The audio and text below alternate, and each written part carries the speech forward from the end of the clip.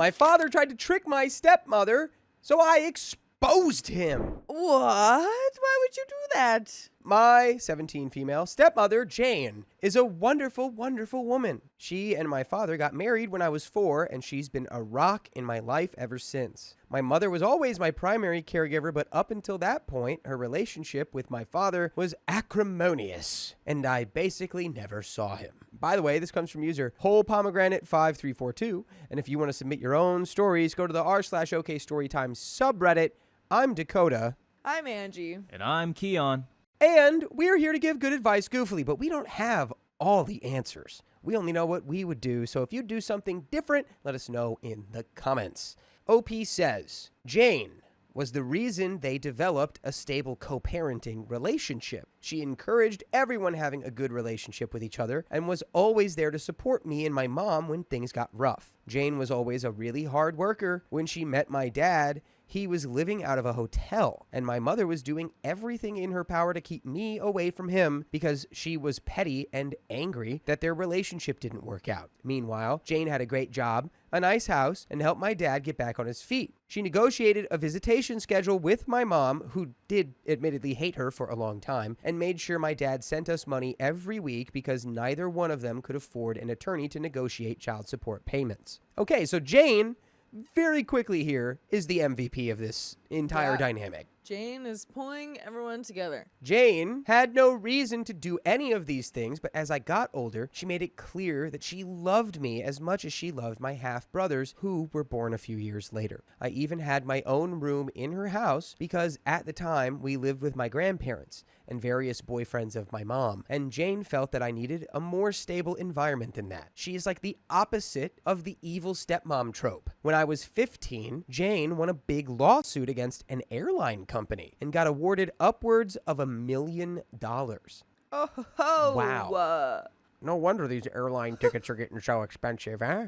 It's all going towards Jane. It's all going to Jane's pocketbook. I'm just kidding. Jane, get your money up. Get your money, girl. She used the money to build sizable trust funds for me and my brothers so that we would be taken care of later in life. Jane is just the best. Jane, we love ya. Despite having a lot more money, she still wanted to live a fairly modest life. So she paid off the house she has and has been living there ever since with my dad. Sure, she bought a new car and they went on a few nice vacations, but she didn't blow all her money on stupid things, which I respected. About a year ago, things started getting really weird. Whenever I saw Jane, she seemed to look sicker and sicker, but no one would tell me or my brothers why, even though I knew they all knew. All we knew was that she was at the hospital a lot. This is awful news. How old was OP in all of this? It's like 16, 17. That's old enough to tell them? Yeah. Come on. Around this same time, my mom started coming around my dad a lot more and acting really strange. Basically like she was trying to romance him. Whenever Jane was in the hospital, my mom would insist on spending the night at their house and playing mom to my brothers, which was so weird to me because she never liked them or Jane. She'd be the perfect little housewife, and my mom is not like that at all. It was super fake. Worst of all, my dad started falling for it. I'm not stupid. I'm pretty sure they were sleeping together. I tried to shield my brothers from it, but they're not dumb either. I tried talking to my dad too, but he insisted it wasn't like that. Then, a few weeks ago, my mom started talking about all the places she'd like to visit, how she wanted a new car and was looking to invest, which was weird because my mom had been a bartender her whole life and has lived paycheck to paycheck since before I was born. She was acting like she was about to get a lot of money, which started to make me really suspicious. Between Jane being sick and my mom acting all nouveau riche, I had a lot of questions. Finally, I decided to visit Jane in the hospital and ask her about my trust fund. I found out that if anything happened to her, my dad would inherit all the money, including full control of the trusts for me and my brothers. She asked me why I was so interested in the trust fund, so I told her what was going on with my parents and how my mom had been acting with my dad. I didn't want to, but after everything she did for me, she deserved the truth. It really hurt me to break her heart like that, especially once I found out that she was basically in hospice at this point because of irreversible kidney failure. Oh my gosh. That is terrible. It's so awful. Oh my goodness. I'm sorry, OP. That's Yeah. terrible, terrible, terrible situation to be dealing with. Ooh. Apparently, she's only got a few more months. We both cried so much. Then, 2 days ago, everything came to a head. My mom stormed in, furious, and started arguing with my dad. Apparently, Jane had met with her lawyer and changed the trust so that my dad would get nothing, and all of the trust would be controlled by my step-aunt. She demanded to know how Jane found out about their relationship, and I came out and told them that I told Jane everything. I told them that if they wanted to play stupid games, they would win stupid prizes, and that I wasn't going to let them screw Jane over after all the help she gave my family when she didn't have to. Boom. My mom gave me a smack, and my dad just looked so defeated. Sorry, but your mom is a garbage bag. Yeah. She really just nailed that in with a little whoop.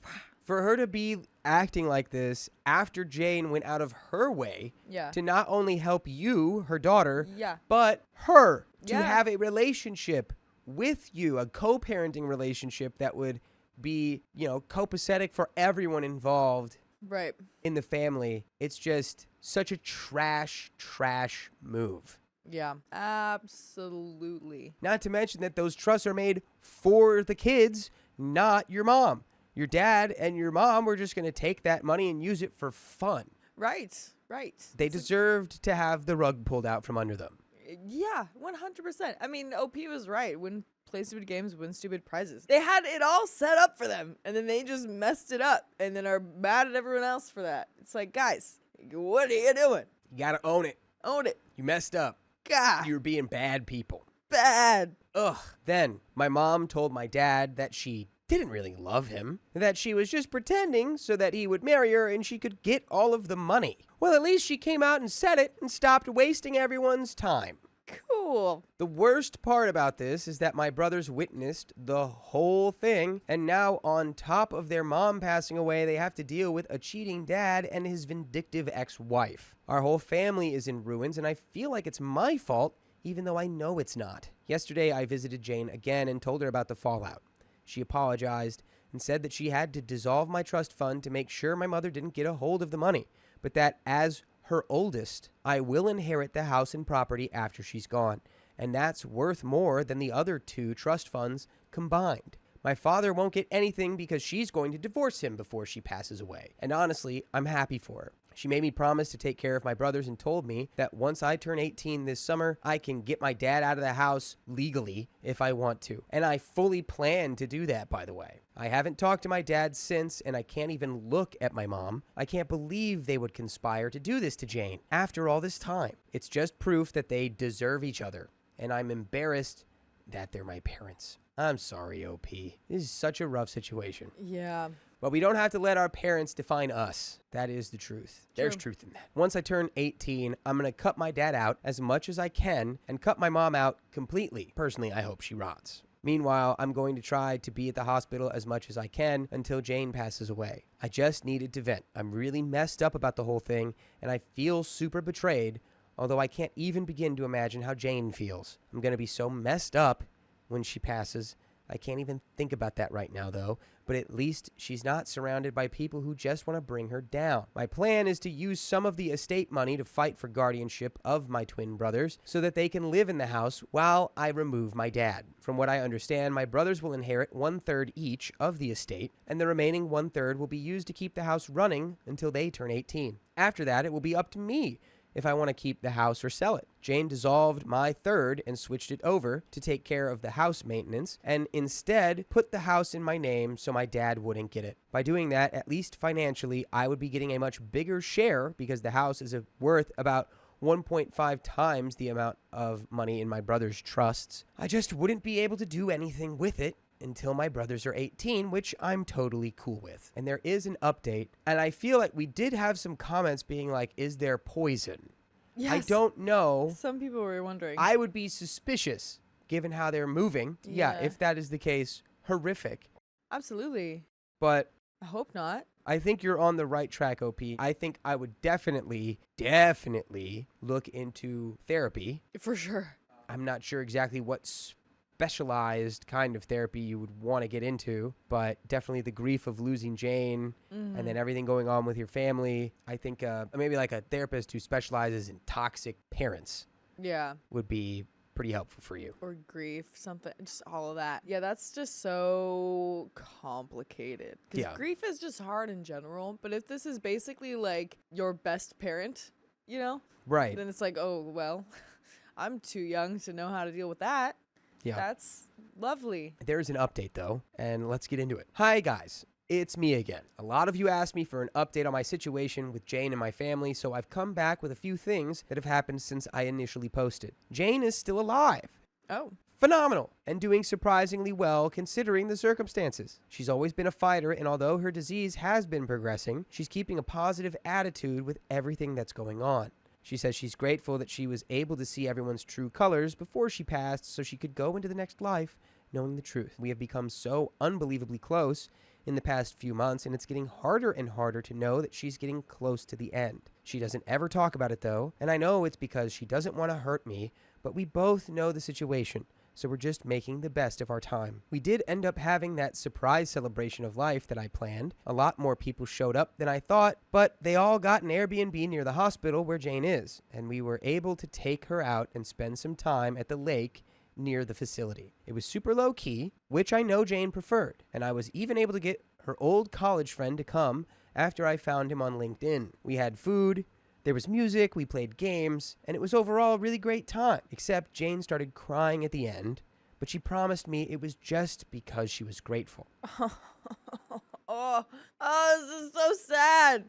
Yeah, but you silver lining, you did absolutely crush the celebration of life. Yeah. Tears of Yeah. sadness and joy and appreciation, and just an overwhelming thing to experience, I'm sure. Right. My brothers are also doing okay. My aunt, Jane's sister, is currently paying for them to go to therapy, and they've become a lot more open about talking about the situation. They just turned 13, but a lot of the time it feels like I'm talking to actual adults. They've become really independent lately, and aside from me driving them places, I don't really have to do much for them anymore. Their grades aren't super great, but they're not failing, and considering the circumstances, it could be a lot worse. The situation with my mom is as funny as it is embarrassing. She spent a few weeks ignoring us, and then she tried to crawl back into my life, basically begging me to let her move in because her lease is about to expire and she has nowhere to go. That convo went about as well as you'd think, and she ended up calling me an ungrateful witch and said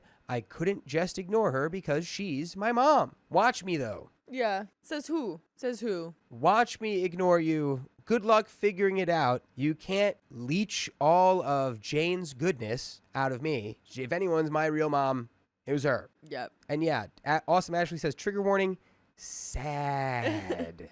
Sad. Yeah. I told her to get out of the house before I call the cops and to go back to my dad. After that, she tried coming by a few times, and when I wouldn't open the door, she would lose her mind and start yelling through the neighborhood. After 3 instances of this, I finally called the cops, but because I'm 17, they told me there's a possibility that I would have to go home with her since technically I'm a minor and need to be with the custodial parent. I told them, no way, because I was the only one watching my brothers. My dad basically showed up, and I was allowed to stay there because there was finally an adult present, and I'd basically lived there for over a year. I gotta say, that's rich that the cops are like, so I know you called us to get your mom out of the house, but now you actually have to go with her. Yeah, that's insane. The most backwards situation. Yeah, just because you're not technically 18 yet. After that, the cops firmly told my mom that if she keeps showing up and causing drama, they would arrest her for trespassing since technically it was Jane's house and not hers. She left and hasn't tried coming to the house anymore, but for a while she would call me constantly, telling me I owed her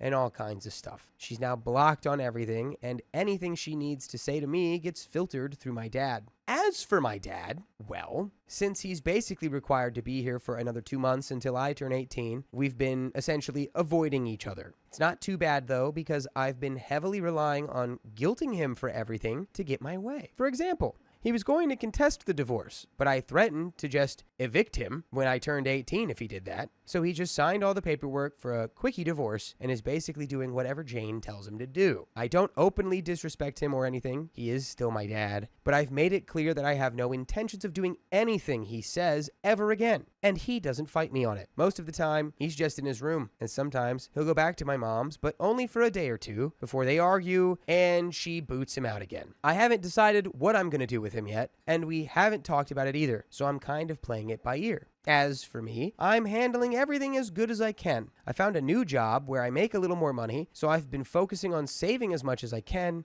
and just being there for my brothers. Between working, school, and visiting Jane, I've been so busy, I haven't really had time to stop and think about everything. But I know it'll come. One of my friends has really stepped up and helped me manage everything. And I'm super grateful to him for being there for me and my brothers. So we'll see how that goes. And there's a second update. Oh my gosh.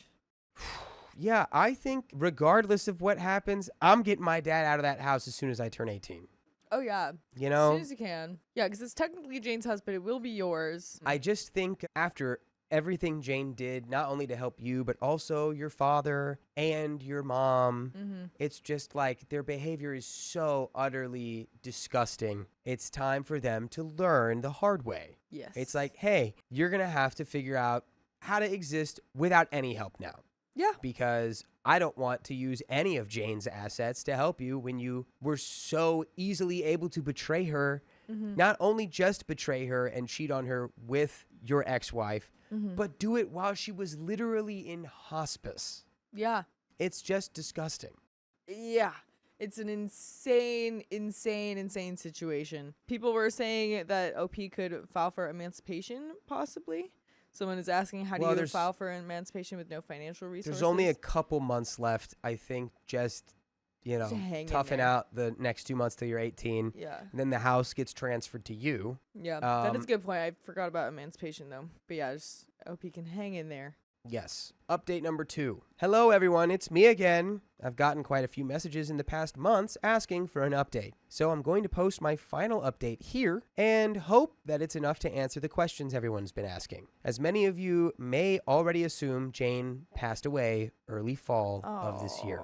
It was very traumatic and sudden, but the silver lining is that she exceeded every doctor's expectation for her life. And when she did go, she was surrounded by family, including me, my brothers, and my dad. She was on palliative care and felt no pain except for a brief moment right at the end, and we are all very grateful for that. Towards the end, Jane was physically pretty much done, but her mind was as sharp as ever. I took the advice of many of you here and recorded some voice notes for my brothers. She also wrote many letters for her friends, family, and even for me to open when I reached certain milestones. Aww. She gave me one to open right away after she passed, and while I won't share too many details, I can say with absolute certainty that she is and forever will be who I consider my mother, without question. It was very, very emotional for everyone, and although it's been a few months, I am still very heartbroken about her no longer being with us. She was a kind, gentle woman, and in my heart, she is who I aspire to be. Yeah. I think one thing about grief is that it doesn't ever go away.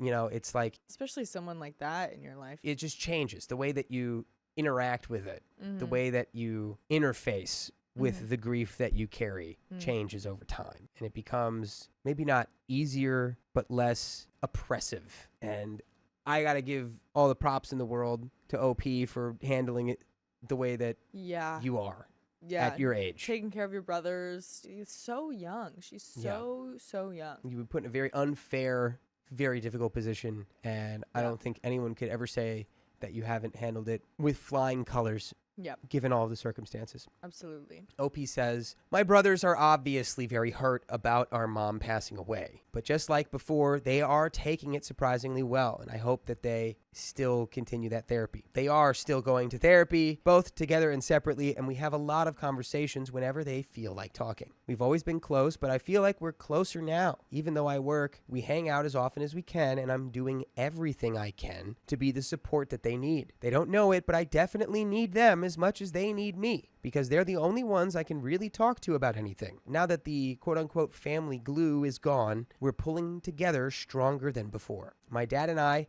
mended fences, so to speak. We went to a few therapy sessions together where he took full responsibility for his behavior, and I've forgiven him as much as I can, especially since he eventually started doing everything he could to be there for Jane at the end, even though they still went through with the divorce. He's still living with us, and things are a little tense, but they're much better than before. He's my dad, and I love him, but he was also broken by Jane's condition, and he wasn't able to cope in a healthy manner. Her passing really brought some light into his eyes, so to speak, and now he's really stepping up to be the man he was supposed to be. A lot of people commented saying too little too late, but again, he's my dad. And for my own mental health, I have chosen to forgive him. That is the biggest mature move you can make, is realizing that even if, in our lives, these, situations, and it's not every situation deems forgiveness, Sure. but like for our own Yeah.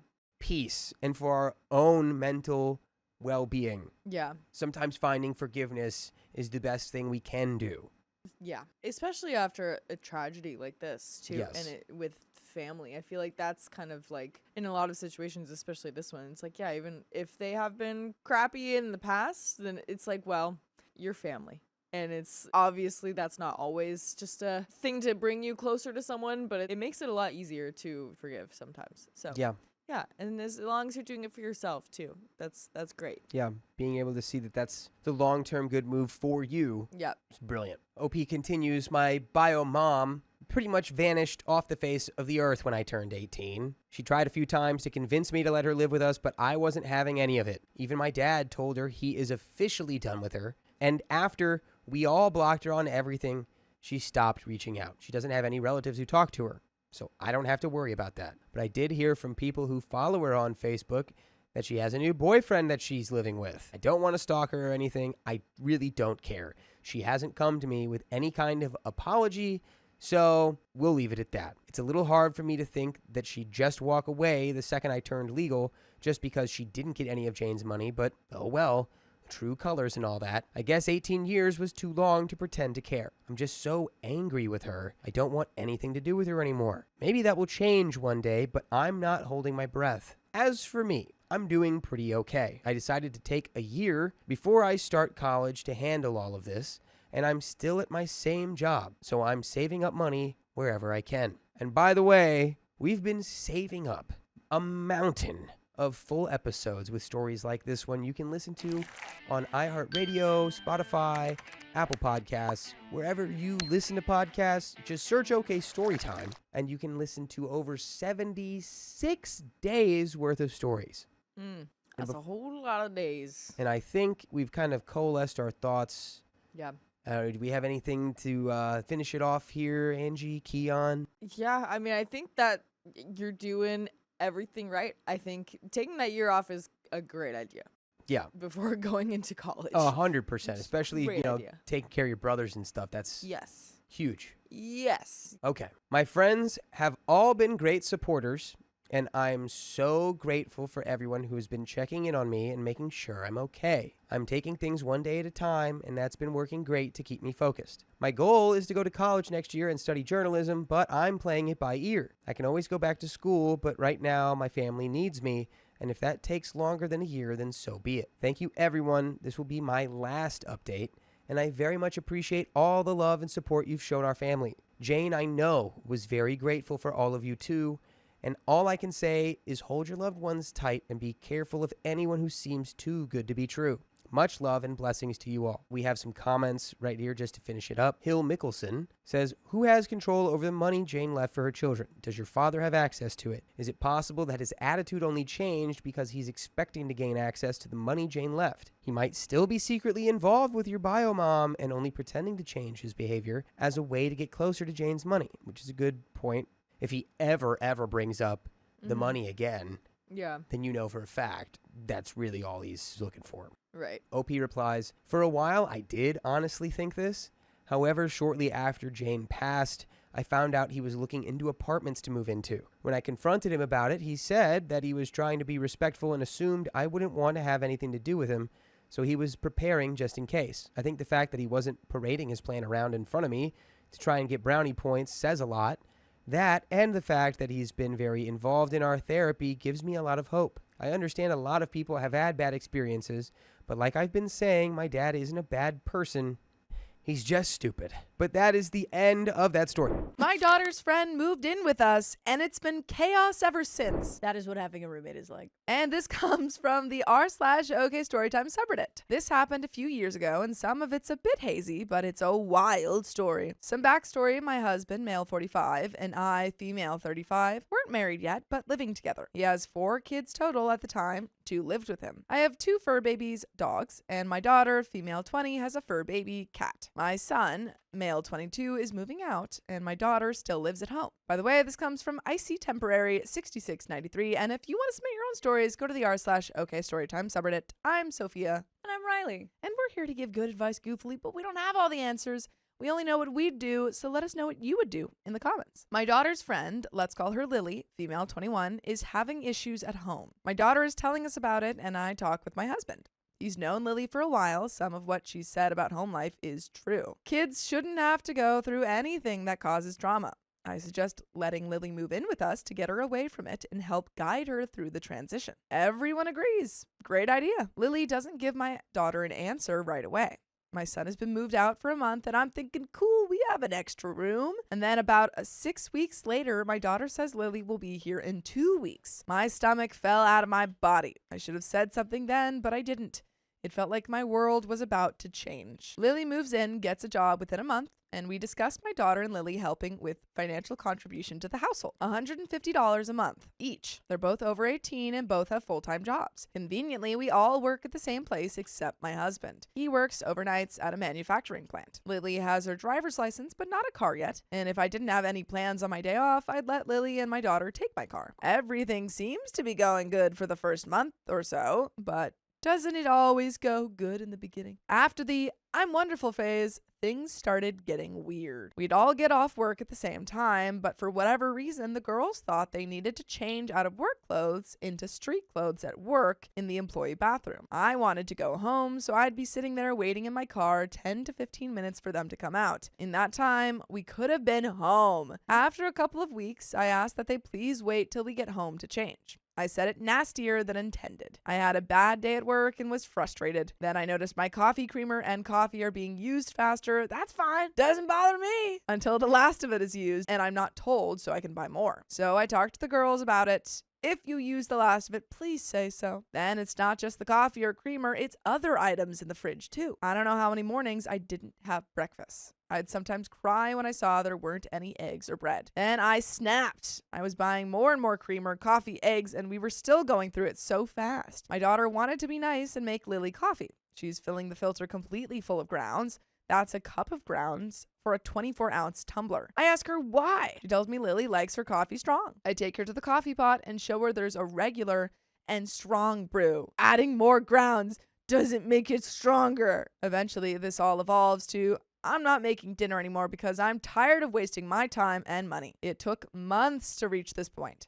Whatever I made, they wouldn't eat. They'd order DoorDash, Uber Eats, or takeout. So I made food for my husband and me. That was it. My daughter and Lily are buying their own food. That includes coffee and creamer. Yeah, that seemed like that was the solution. That seems like a pretty easy solution though. I trust OP that like this was more frustrating to actually live in, but it is kind of funny to have the story be like, my daughter's friend moved in and it was absolute chaos, and then you get into it and it's like eggs are going faster and they get Uber Eats and they change in the bathroom. I'm like, again, all annoying stuff, but I'm sort of waiting for the chaos. During all of this, I did try and bond with Lily like a friendship. She kept her distance because she didn't know me and was intimidated. Still, I invited her to everything we did. She'd decline. Sometimes when I had the day off and the girls had to go to work, they'd come home and go straight to one of their bedrooms. Then I'd hear sobbing. Not crying, sobbing. It was terrifying at first. Both girls had really bad anxiety, and the smallest thing would set them off. I told my husband he had a month to help my daughter find some help. He didn't, So I did. Got my daughter in touch with a place and she began counseling. At this point, she was in counseling for about 10 months and began to handle her mental stress in healthier ways. We all strongly suggested to Lily she begin counseling or therapy for herself. She kept pushing it off and never went. Whenever I'd come home from work and they'd be home all day, sometimes I'd come home to them both sobbing. I'd check on them and sometimes the answer I got would be, "We just really needed a session." Eventually, I stopped checking on them. There comes a day where the girls had asked to use my car the next morning. Sure, I don't work. Keys are on the table. Afternoon comes around and they still haven't left. My husband is relaxing before work and I decide to go to the store real quick. When I get back, he's getting dressed and the girls are waiting in the living room. I ask what's going on. He tells me after I left, my daughter went upstairs to tell Lily I had left with my car. Lily asks to take his car. He just got that car, Adventure Pack RAV4. He says no. Lily gets upset and says they have to go somewhere. He tells her I'll be back soon. Lily panics and says she has to leave now. I get back before he's even finished dressing, and I get mad when he tells me all that. I let the girls take my car and say we can talk about this when you get back. Before this, there were hints that Lily felt like my car was her car. He goes to work and girls get back and we talk. It all comes down to me telling Lily she had all morning and she didn't use my car like she said she would. So I go somewhere and that's when you finally want to use my car? I told her I felt like she felt entitled to my car. She denied it. So I reminded her it is my car. She has access to my car because I allow her to, but that doesn't mean it's hers to use at her convenience. Things with Lily just kept getting worse and worse. I actually forgot my husband lived with us. I felt alone. That's not a great situation. Again, not a good Yeah. situation. I'm sure it was not fun to live through. I did love like the image that popped into my head is her going into the kitchen Yeah. at like 2 a.m. and he has milk.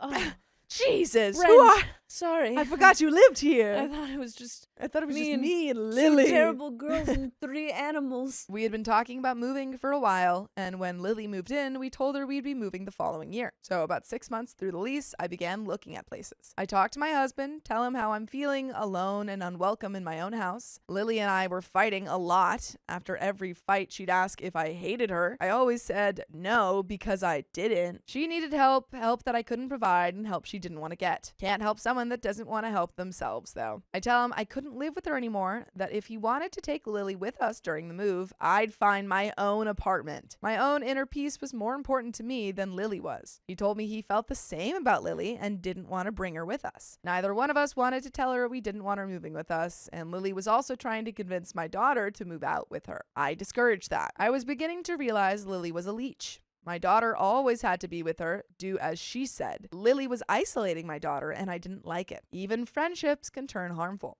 So we had a hard conversation together. We talked to Lily about her behavior and how we weren't okay with it.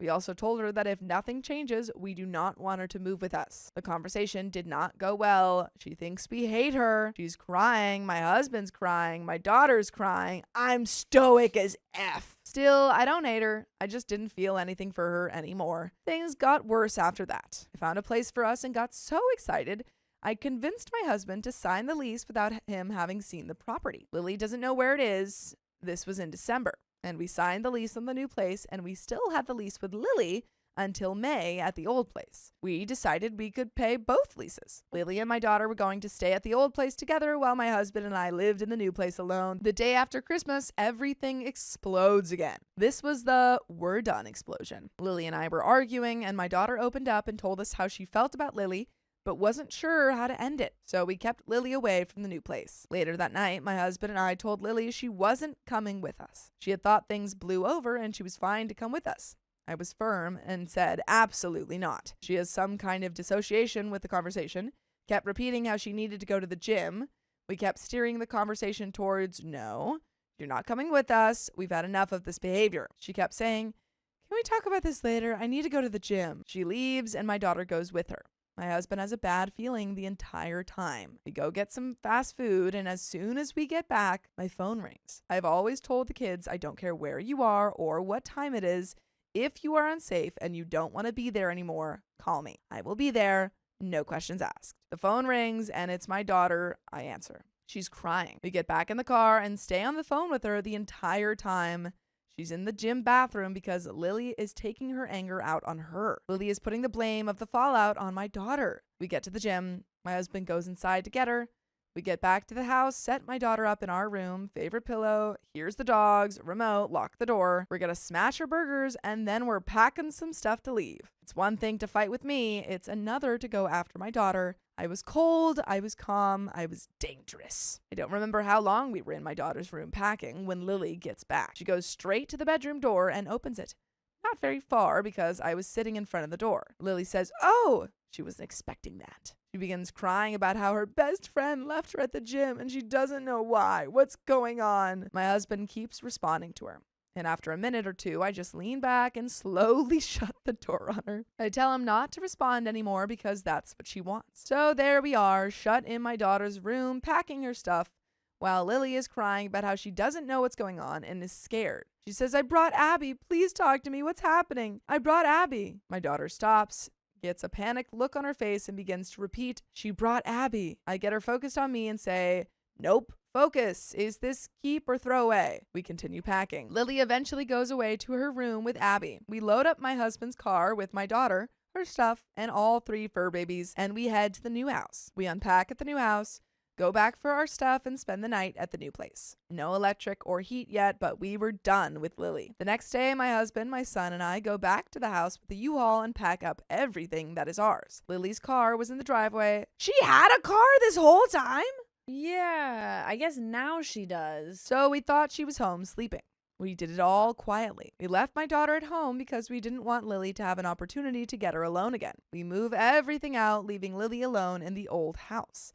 I text Lily she has until the end of January to move out. We didn't tell her where we were, so she couldn't bother us, and she doesn't respond. By the way, you should respond to us by listening to full episodes with stories just like this. Just go to Spotify, Apple Podcasts, or iHeartRadio and search up OK Storytime. Lily kept trying to guilt my daughter into talking to her again, and Abby did the same. We let my daughter make up her own mind. She decided to not talk to Lily anymore and made new socials without Lily as a friend. I was proud of her for that. It was years till we saw Lily again at a big box store, and I wanted to talk to her and see how she's doing, but I didn't, and I won't. My intention wasn't ever to hurt her, but I couldn't do it anymore for myself, and then she took her anger out on my daughter. I was done. I know I wasn't perfect in all of it, and I made mistakes. I still think about Lily and wonder how we could have done better for her.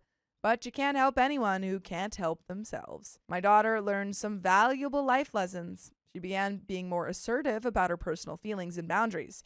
She's grown so much and is doing well. I couldn't be prouder. And that's the end of that story. And you know what? It seems like everything's doing a lot better. Yeah, I honestly think OP probably did do. It sounds like she did her best. I agree. You know? I agree. I think it's not always, I think OP went into this wanting to help a young girl, and this girl turned out to be a lot more work than OP was able to handle. And that's, that sometimes happens.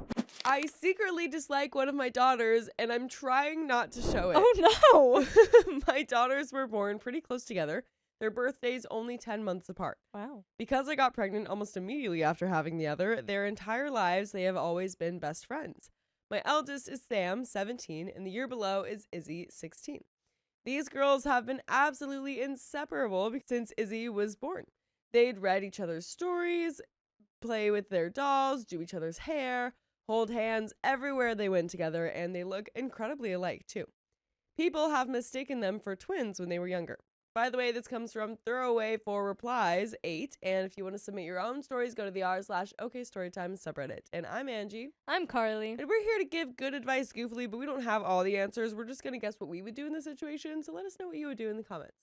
So, OP says, we've always had a pretty tight-knit family. Me, my husband, and the girls. We have family film and game nights together and regularly take trips together. These girls are my entire world, and I'm feeling absolutely riddled with guilt over the last 2 years because I'm really starting to dislike my youngest, Izzy. Yikes. Obviously, they weren't going to stay the same forever. From the age of about 13 onwards, they both really started to diverge with their personalities. I completely expected and thought I was prepared for this.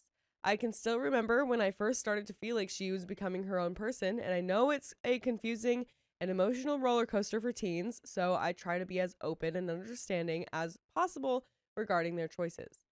Both girls are currently doing their A-levels in college in the UK. Sam is studying biology, chemistry, mathematics, and some kind of animal welfare subject. Her goal is to go into a veterinary course at university, and she currently volunteers at our local vets helping out with the animals. She's always been a sweet girly girl and only got more feminine as she entered her teenage years. I'm also rather girly, and Sam and I regularly go get our nails and hair done together, go shopping, and enjoy baking.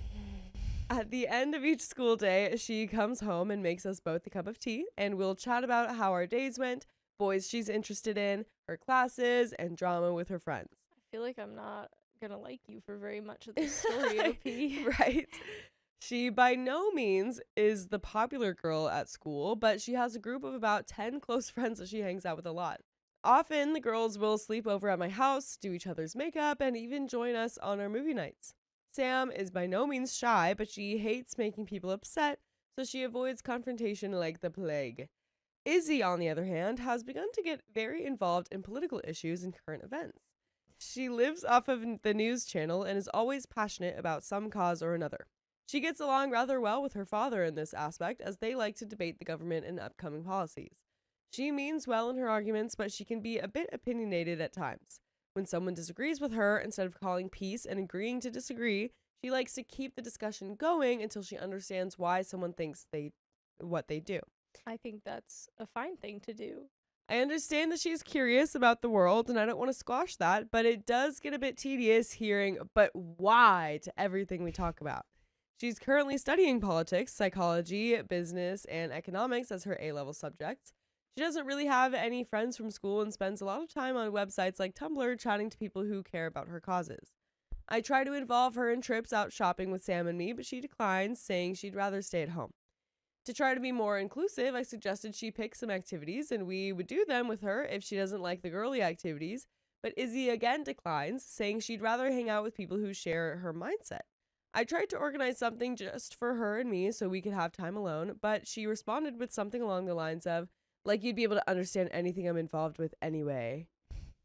Her most recent thing has been the Free the Front Airbags campaign, along with growing out her leg hair. She has been ranting at Sam for being a slave to gender stereotypes by liking dresses, boys, and makeup. At our movie nights, Izzy will try to psychoanalyze the characters in all the films, even the ones she picked, and complains about the character tropes and forced romances. It's completely ruined movie nights, so last week I didn't even schedule one to avoid dealing with it. I know Sam is upset by all of this because she's cried to me a few times. Each time I bring it up to Izzy, she says she doesn't care and that we should check our privilege. I've tried grounding her. She just sat stubbornly on the floor all night. Suspending her allowance didn't work. She said money doesn't control her. That's so like on brand for what we know about her. So far, Yeah. OP, it sounds like you just have like a typical teenager Right. who's like a little bit more into politics than normal. So she Yeah. has like views that she can disagree with you on. Right. That's kind of what I'm thinking too. It's like obviously all of this stuff is like her hobby. Pretty Right. much. Yeah. You say she psychoanalyzes characters in movies. You said Yeah. she's going into psychology. Yeah. It's like I would totally do that. Yeah. I love do that doing all the that time, with yeah. characters in movies. I think that's so fun. But taking her phone away didn't work either. She said we let technology control our lives anyway. Taking Nothing her phone seems away to work. For what though? Yeah, I think this is for making Sam upset. For grounding her for movie night? For making Sam upset? Yeah, like all these punishments I think are like for making Sam upset, but we don't really know exactly why Sam is upset by all of this. I hate it because I want to love my daughters equally, but I really don't like Izzy right now. She's being self-righteous, policing everything her sister Sam wears, says, or does, and calling her a slave. My husband seems to think it's just some silly teenager rebellious phase, and she'll calm down soon, so he's not as upset as I am. What it sounds like to me. Yeah.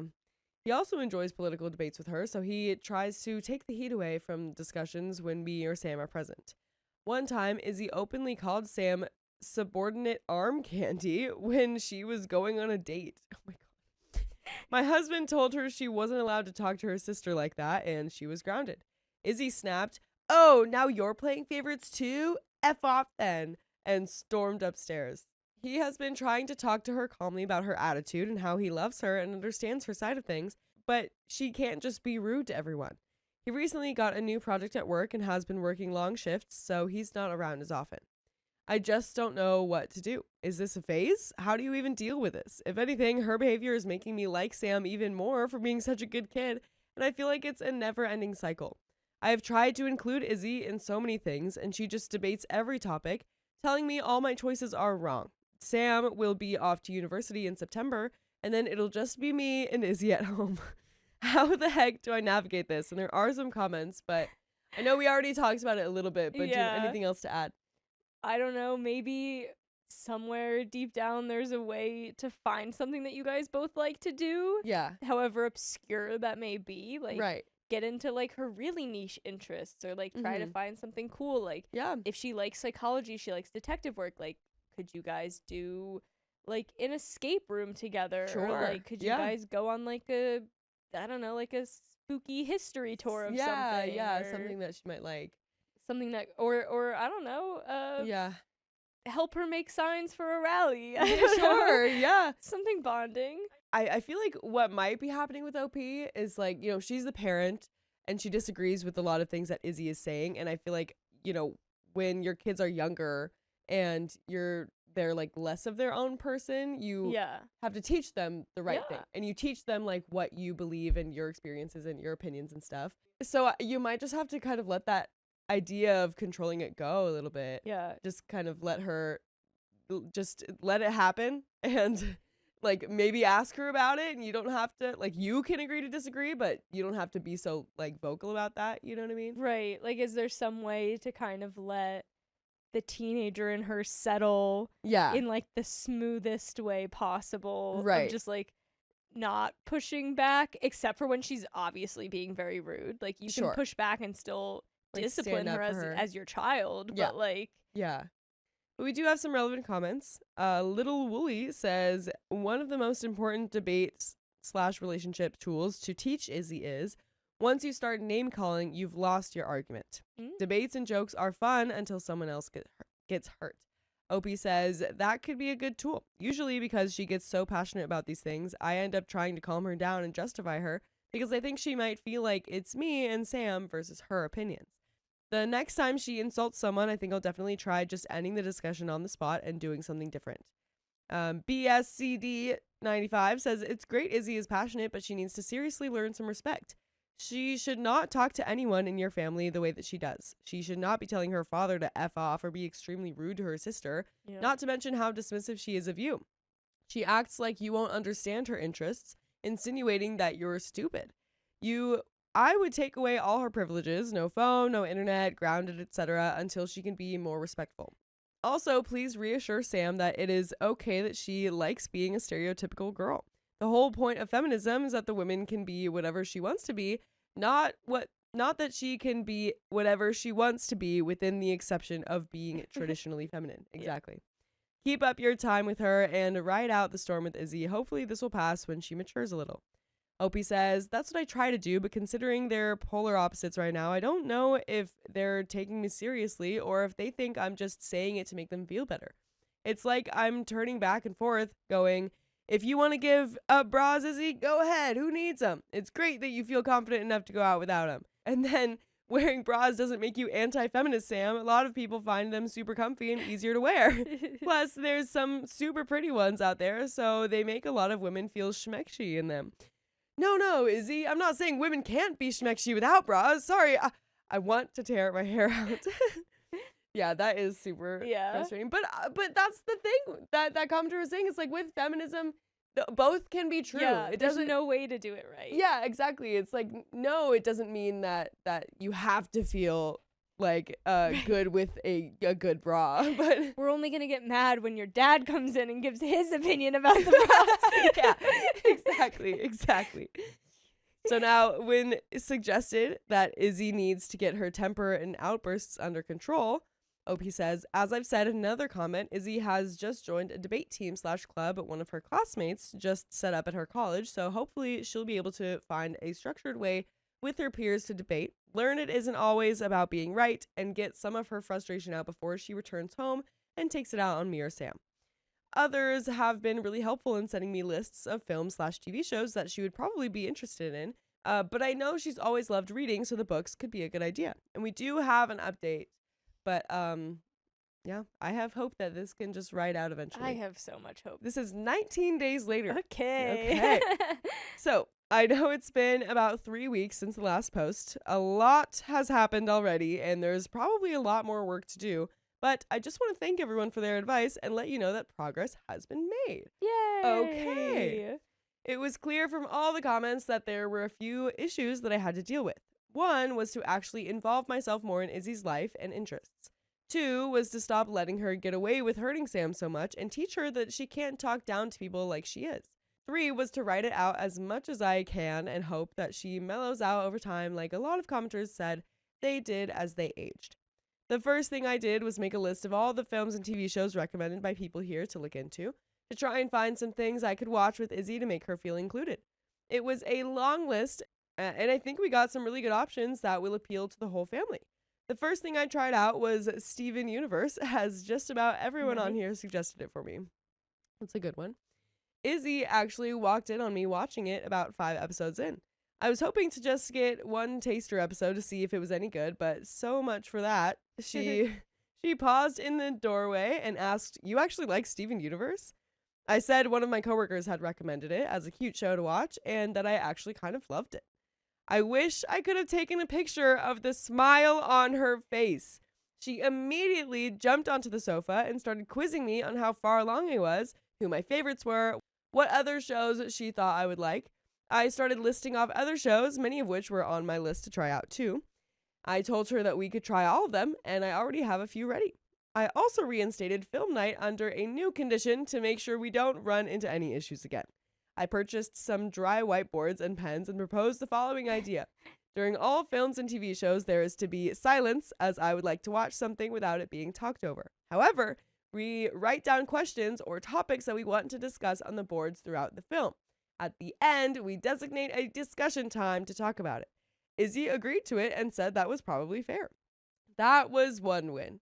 That seems like a great option. Seems great so far. I would love to do that. I'm such a yapper, and Riley definitely has shushed me sometimes in TV shows because I'm like, that's another interesting thing. And he's like, wait, something's happening right now.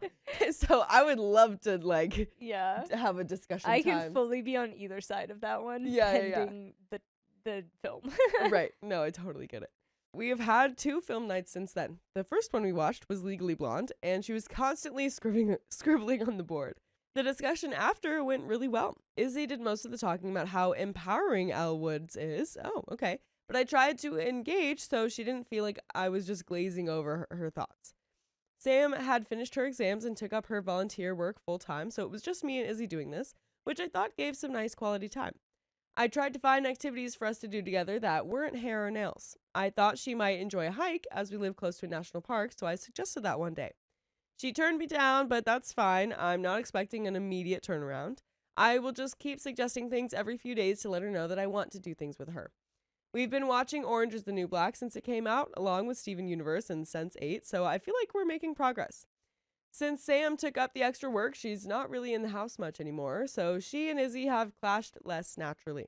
I took down some of the comments suggested by you all, like how Izzy shaming Sam for what she wears is actually the opposite of feminism, but Sam actually beat me to it. So far, only once has Izzy commented when Sam wore a small play suit out, which has been getting warm here.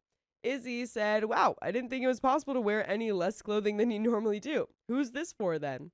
But before I could actually say anything, Sam went, "Me, because I look dang good in it. Maybe you should try one. It's pretty empowering looking this good." And skipped out the door. Yeah, you go, Sam. That's exactly the right response. I figured Sam would honestly figure that one out on her own. Yeah. I was shocked for a second, as Sam has never returned fire before. Izzy did the same, pausing before storming upstairs. She hasn't made another comment since then, and I'm not sure if it's because they just don't see each other often or if Izzy was genuinely shut down by that one comment. So I'm in limbo waiting to see how that plays out. While taking Sam out for university supplies one day, I asked her how she feels about Izzy's behavior.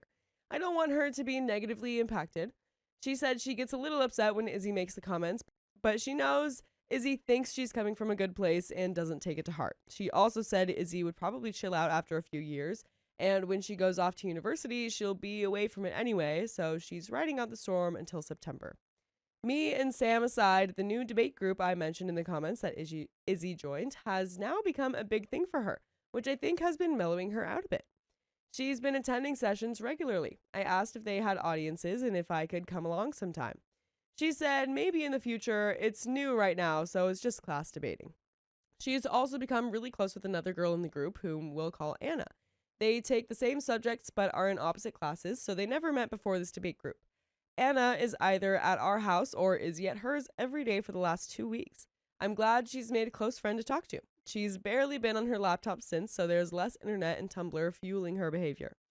Since Anna came along, Izzy has been significantly less argumentative and rude. She's skipping around the house in an almost dreamlike state, and it's making my heart melt to see her this happy. I feel like they might be a little bit more than friends. Uh-oh. I suspect Anna might be slightly more than just a friend. Yeah. But I'm not going to push anything. Izzy can talk to me whenever she wants. As for her dad, his project at work is wrapping up, so there are now fewer late nights. They're back to their political chit-chat over breakfast and seem as close as ever. And you could be back to listening to full episodes of stories just like this one on Spotify, iHeartRadio, Apple Podcasts, or whatever your favorite podcast app is. Just search OK Storytime. And there is a little bit more to the story, but things are going great. A great story. Yeah.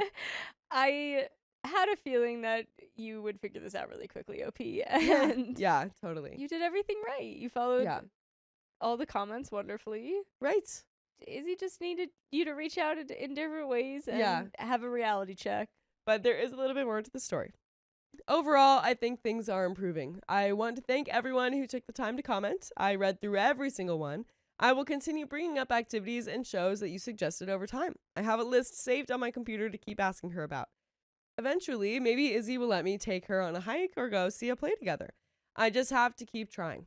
I'll also punish her where appropriate if she calls me or Sam out for what we wear or our hobbies, because it's not okay to be rude.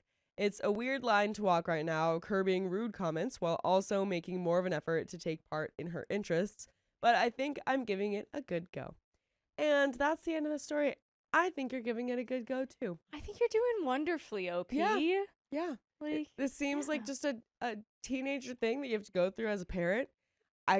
I honestly don't blame you for like thinking that you don't like her. Yeah, honestly. not at all. Like that just kind of seems like, yeah, maybe you are growing into different people, but at the same time, a little bit of effort is obviously going a long way. Yeah. So I like that you made compromises. She's Mhm. made compromises. yeah, She's getting herself in check in some ways. Right. Like, it's good. you noticed how you're feeling and you're actively trying to like fix it. So Yeah. that's great. That's great. Great job. Great job, OP.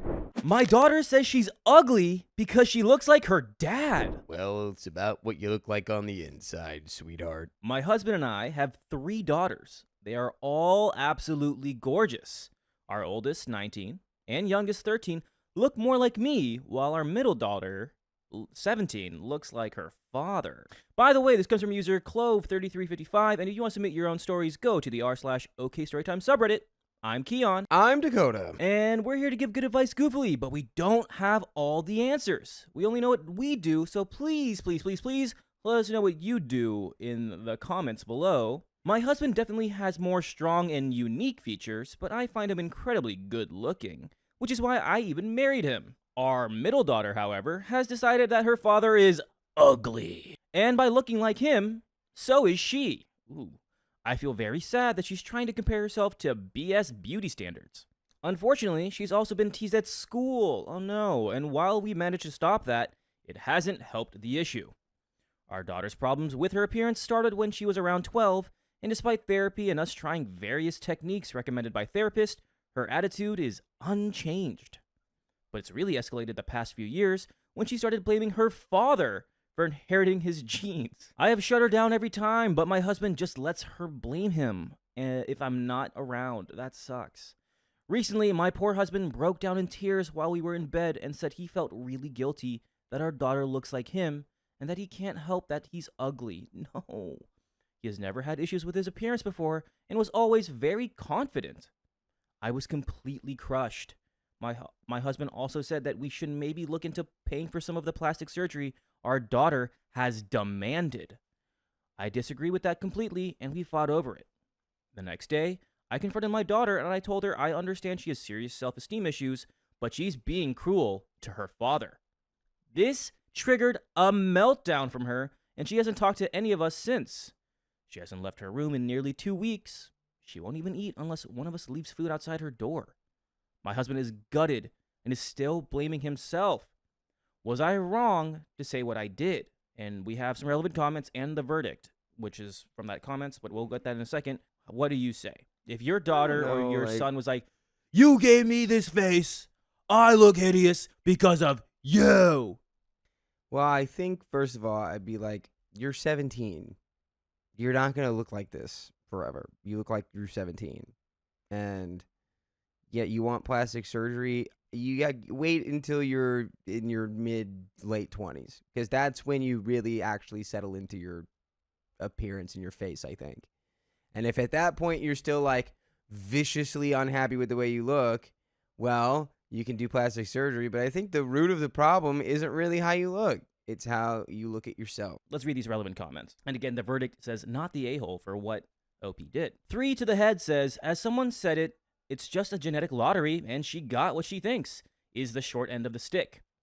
Reading this makes me grateful that my kid doesn't blame me for suffering from a genetic illness that makes my kid unable to do most day-to-day things that other teenagers do. That being said, you and your husband are definitely not a-holes, and your kid obviously needs more help than what she's been getting in terms of therapy.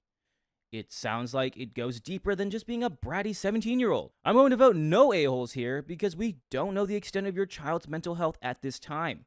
I hope she gets the help she needs from a therapist that looks deeper. OP responds with, we have tried a few different therapists, but none have helped. It's been so emotionally draining for years. Milsery T says not the a-hole, but also have you thought of getting her checked for body dysmorphic disorder? Granted, I've had self-esteem issues my entire life and also look like my dad, but I've never felt it was his fault, and this just seems way over the top even for just regular teenage self-esteem problems. OP responds with, she's been evaluated for it, but it's not the case. The therapist says she's looking to blame someone for something out of her control, but I think it's very unfair that my husband has to bear that burden. Mucho Mango says, not the a-hole. Being a teenager is the worst, and when my self-esteem was at an all-time low, so in that sense, I sympathize with your daughter. However, unless she's entirely self-controlled or dumb, then she knows that what she's doing is hurtful and wrong.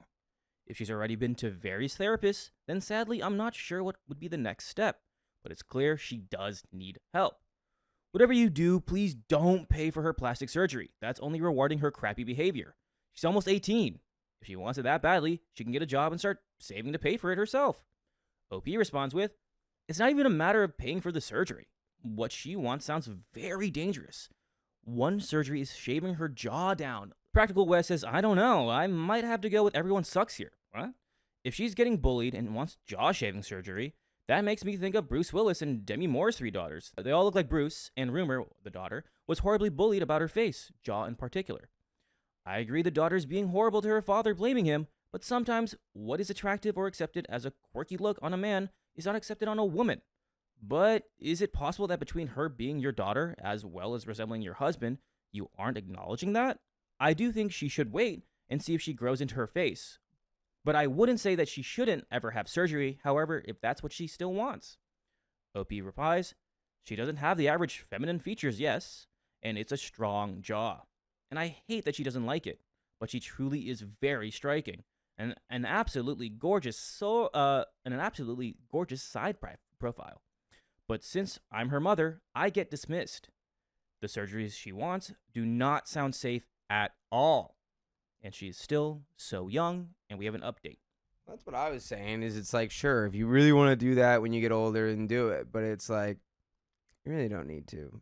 There's very few people who like would actually benefit from plastic surgery. But there's also the thing of, what if the surgery's botched, and she's still Right. growing into her face? Like I would take her to like a surgeon, a plastic surgeon, and be like, hey, she wants to do this. What could happen? What are the negative aspects of doing this? If she really is set on it, when should she do it for like women in their, young age. When should plastic surgery actually be an option? Because I have a couple of friends who did plastic surgery for their noses, and they wanted to do it for a while. Yeah, I feel like that's like the most probably common. That's the most common Like one. That or maybe like lip filler or something. Yeah. And they're like, I couldn't do it so young because I was still growing into my full face. They said early 20s. But again, when she's an adult. She can just do whatever she wants. I used to want to have plastic surgery for my what? nose because I have a nose that goes up, and I'd always wanted one that was like Down. like the strong nose. Everybody has that stuff, and I just like grew into it, and it's fine. Come on, girly. It's fine. Okay. We do have an update. December 8th, 2020, 3 months later. It's headed in the positive direction mostly. My daughter ended up moving to my parents' house last month. And while my husband and I were upset, the space definitely helped ease the tension at home. I go see her every day on a walk, but she's still holding a grudge against her father and refuses to see him, which makes him incredibly sad. But one thing that was brought up in the last point was something that made me angry at first, but after a few days, I saw the point. I love my children with all my heart, and to me, they're all incredibly beautiful. But I think I'm doing a disservice to my daughter by insisting to her that she is beautiful and not really trying to see her point of view. I am very attracted to my husband and find him handsome. But objectively, he doesn't have traditional beautiful features. And my daughter has inherited those features. So I no longer try to convince my daughter that she's as beautiful as her sisters. Because she's right that as her mother, I don't see her how she sees herself. And I can't really relate to her or to how she's feeling because I've never had those thoughts. My husband and I have agreed to let our daughter have a consultation with a plastic surgeon once the pandemic is over, and we will pay for some of the procedures if she wants. But we did agree that jaw shaving is not a procedure we will be paying for. As much as it'll unalive me that she wants to change the face I love and saw grow up, it's clearly a face that is ruining her mental health.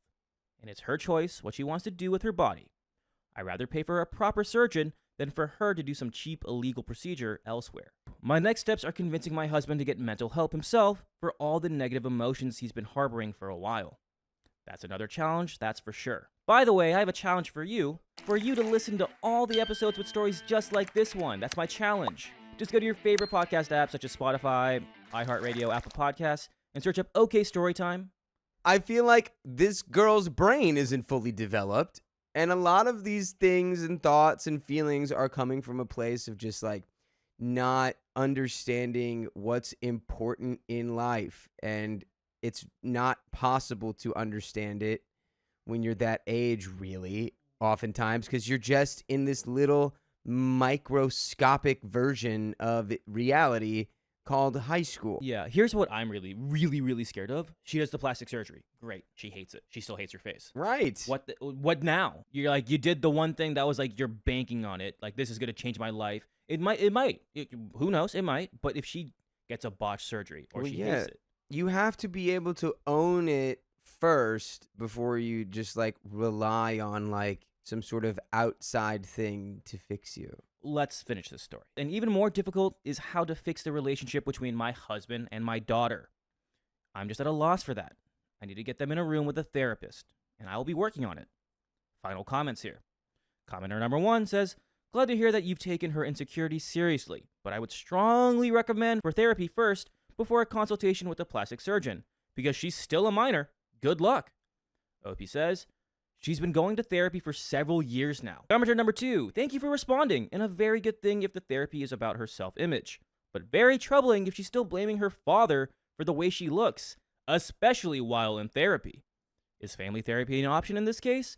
What does the therapist say about plastic surgery? OP responds with, that's kind of the issue right now.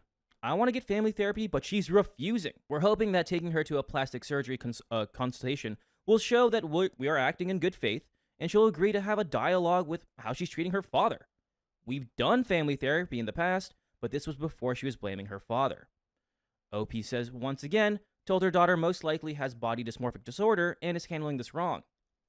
And OP responds with, I find statements like this really bizarre because I've even stated in my original post that my daughter has been evaluated by professionals, yes, multiple, and she does not have body dysmorphic disorder. Believe it or not, I have more of an interest in the well-being of my child than you, some random person online. And all decisions my husband and I have made have been guided by mental health professionals and doctors. Just because you're here accusing me of not caring about my daughter doesn't make it true. I mean, that's why OP's going to the internet, because she's gone to every corner. She's probably gone to family, friends, many professionals, and they're just all baffled of like, we don't know why she really hates, like, she must really hate her dad for some other reason other than her looks, but maybe that it is just her looks. I don't know. I think you're navigating this in a very delicate way, which it should be handled. It sucks that she just is just one tunnel vision of dad's ugly, which comes back to me, which makes me ugly. Nothing's going to change that until I get plastic surgery. No professional's going to tell me different. My mental health is fine. I don't have the body dysmorphic disorder. I'm just ugly because of dad, and that's that, which is just, Yeah. I think there's more to it, but if that's what everyone says, that's crazy. My ex-wife is furious because I gave our daughter the freedom she never had. Ooh, let her fly free. I, 43 male, have a daughter, 16 female, who I have joint custody over with my ex-wife, 39 female. We got divorced when my daughter was a baby, and the court awarded 50-50 custody for the both of us. I will admit, though, being a doctor comes with its consequences. I haven't been as present as I wish I could have been. By the way, this comes from Doc, I am tired, and if you want to submit your own stories, go to the r/OKStorytime subreddit, and I'm Angie. I'm Carly. We're here to give good advice goofily, but we don't have all the answers. We're just going to guess what we would do in this situation. So let us know what you would do in the comments. So OP says, when my daughter was 13, she started telling me things that her mom does or rules that she has in place over her and how she thinks it's unfair. I would listen to her and advise her to talk to her mom. My daughter would then ask if she has to obey those rules over here still, to which I said no. At first, it was just small stuff that I find nitpicky, things like not being able to eat in the living room. As she's gotten older, she's started making more requests for privileges in my house, and it's pretty much gone like this. Example 1. Mom doesn't let me hang out with friends during the week. Well, that's dumb. If you have a ride there and back, you can go with your friends. Example 2. Mom doesn't let me wear comfortable clothes around the house. She says I have to dress modestly. You can walk around the house unclothed for all I care. Example 3. You and Mom's houses don't have locks on my bedroom door. There isn't a lock? I can call a guy out and have him put a lock in it if you want. Example 4. Mom doesn't let me drink soda. Do you want soda? If so, I can order it with our groceries from Hy-Vee. You get the idea. I don't want to say I've become a doormat for my daughter, but I'm just not as stingy about rules. It's her house just as much as mine in my eyes. My ex-wife recently has been going off on my daughter and I about how I am letting her get away with any and everything, and how my lack of discipline at my house is leading to her break the rules at her mother's house. I told my ex-wife that she should ease up on our daughter because she's almost a dang adult and doesn't need to be treated like a toddler. My ex-wife went bananas over the phone with me, and at her house, she went off on my daughter for being an undisciplined brat. My ex-wife is threatening to take me to court for custody if I don't straighten up my act, and I told her she can kiss my butt. It has me wondering, though, am I being an a-hole to my ex-wife? Is this bad dad behavior? I want my daughter to feel safe, comfortable, and happy, and I want to believe if I'm doing that. If I am being an a-hole to my ex-wife, what do I do? And there are some relevant comments, but what do you think? Ooh, part of me is like, there should be some sort of united front when it comes to like raising a kid together, of like, how are we going to raise this kid? What values do we hold that we agree on? At the same point, it's like tough because you guys aren't together anymore. Right. But some of those things I definitely think she should be allowed to have. I think she has a right to not have to be like formal to walk around the house. I don't think she should walk around naked like you said she could. Yeah, I don't think so either, but like, it's a give and take. Like, she definitely seems too harsh with some of her things, but Right. I don't know that I'd be going against all of them. yeah, I think you guys should just have a conversation and just like I wouldn't call you the a-hole because like I get your perspective. Yeah, 100%. The mom also probably has her perspective too. Like Right. maybe she doesn't want her seeing friends in the middle of the week because she has homework or something, you Right. know? So it's like, maybe ask first why we're having those rules and what she's seeing that he might not be, and then compromise. And also, could there be, like, if you guys have that conversation, would mom let up a little bit at her house? And then it's like, we can come to this Yeah. lightened, established, like, all agreed upon ways, and then Right. maybe daughter will enjoy both places Yeah. equally. Because either way, like even if it's something that you don't agree with, having those polar opposite places for your kid is going to have like probably a worse impact on your kid than Yeah. the strict rules. So yeah, but we do have some comments. Commenter number 1 says, "Not the a-hole. The clothes and the door lock concern me. Is your ex remarried? Are there other kids in the house? Policing what she wears at home and calling it modest makes it seem like your child is some sort of spicy related object and not a kid." Then the lock. It really sounds like she wants to keep people out. You should ask her about that more in depth. The other thing some people are more strict on than others. Your ex cannot control what happens in your house. Whether she likes it or not, you are an equal parent. Opie says, "Now that you mentioned the lock thing, that does seem concerning. I just passed it off as she wants her own privacy and left it at that. Before my daughter mentioned it, I didn't even know the door didn't have a lock. Is it possible?" And on the question, is it possible that religion might play a role in this situation for the rules at the mother's house? Opie says, "We are not Muslim. I am an atheist. I'm pretty sure my daughter is too because I don't hear her talking about going to any form of mass, but my ex-wife is an Orthodox Christian. I don't remember the conversation in full, but it started when my daughter just wore a bra and shorts around her mom's house when she was like 14 and her mom flipped. She doesn't let my daughter wear anything that's revealing or inappropriate around the house or in public. Me personally, I don't give a crap about what my daughter does or doesn't wear. I've bought my daughter clothes that she wanted and didn't give too much thought into it." On that really fast, I feel like she probably has a reason for that. Like she probably, whether I might agree with it or not, and like depending on the I feel like I'd have to know a little bit more about the situation. The mom is probably just thinking like, oh, if she's wearing this around the house, then she's gonna be wearing this out, and she's just too young for that, you know? Yeah. But How young was the daughter again? she's 16 now, but Okay. it started when she was like Right. 14, the clothes Right, thing. right. Okay. Yeah.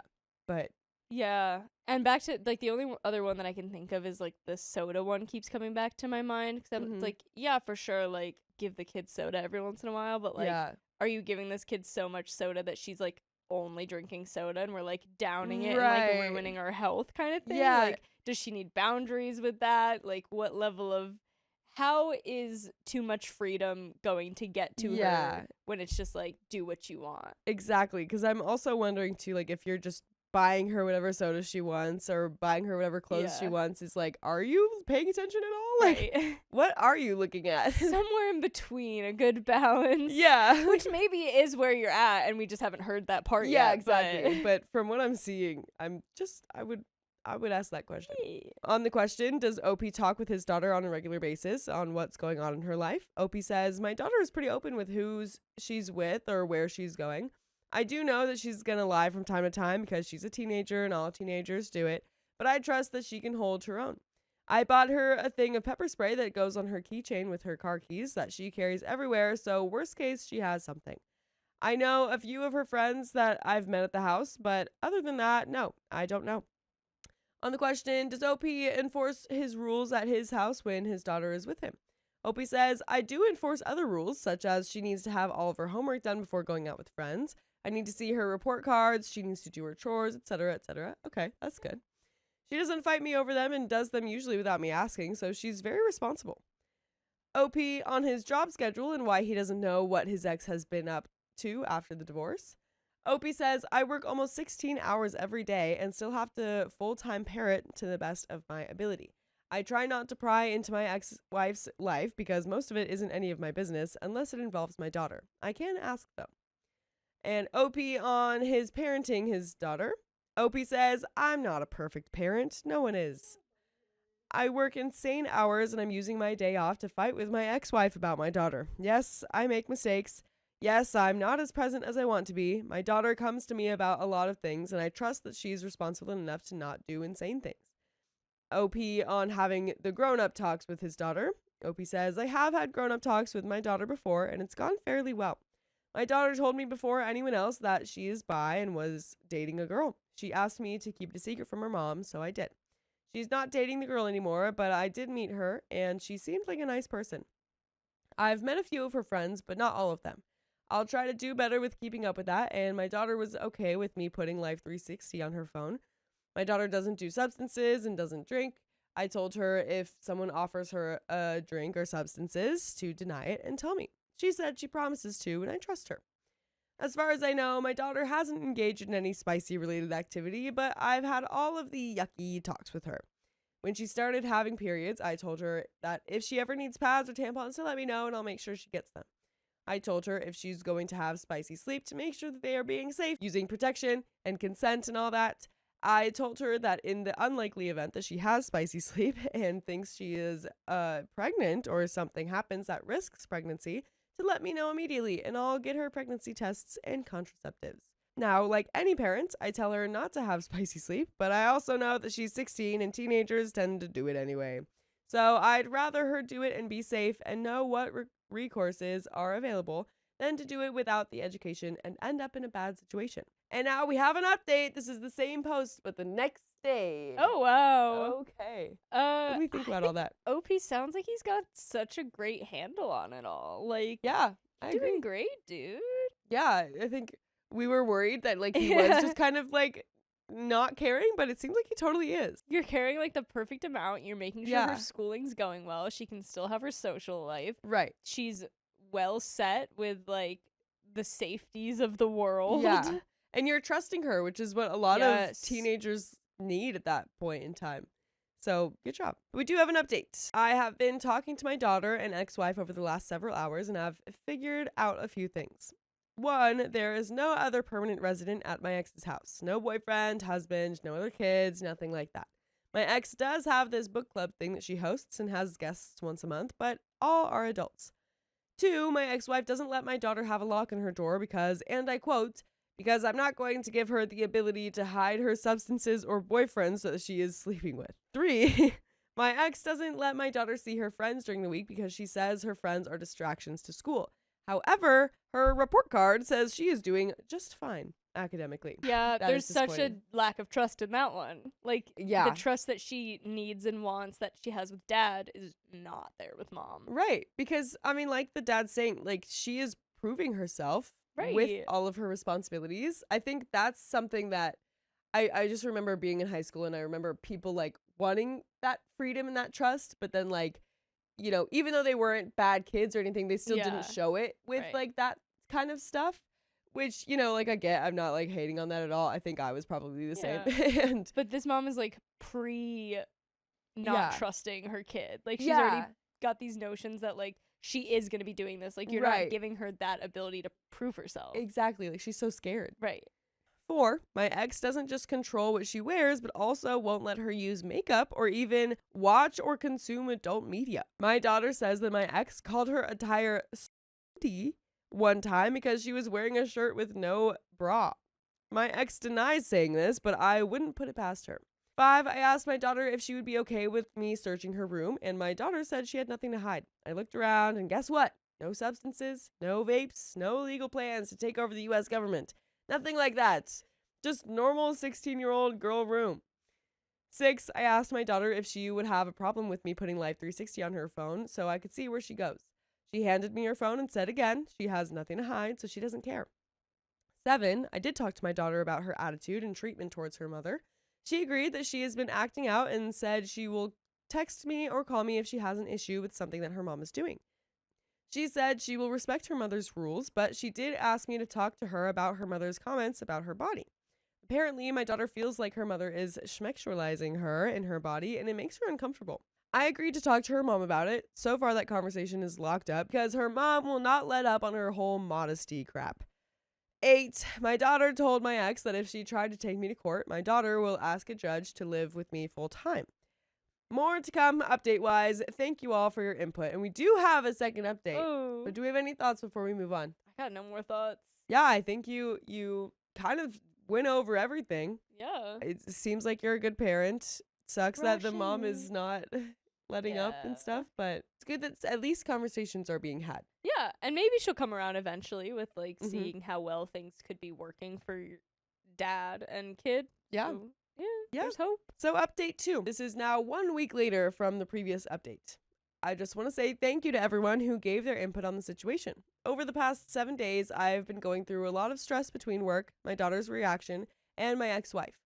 To start, last Sunday, I had very long discussions with my ex-wife about our daughter. To not ramble on, daughter says it's called yapping now. I'll give you the short version. My ex-wife says that she has to be strict on my daughter so she doesn't turn out bad.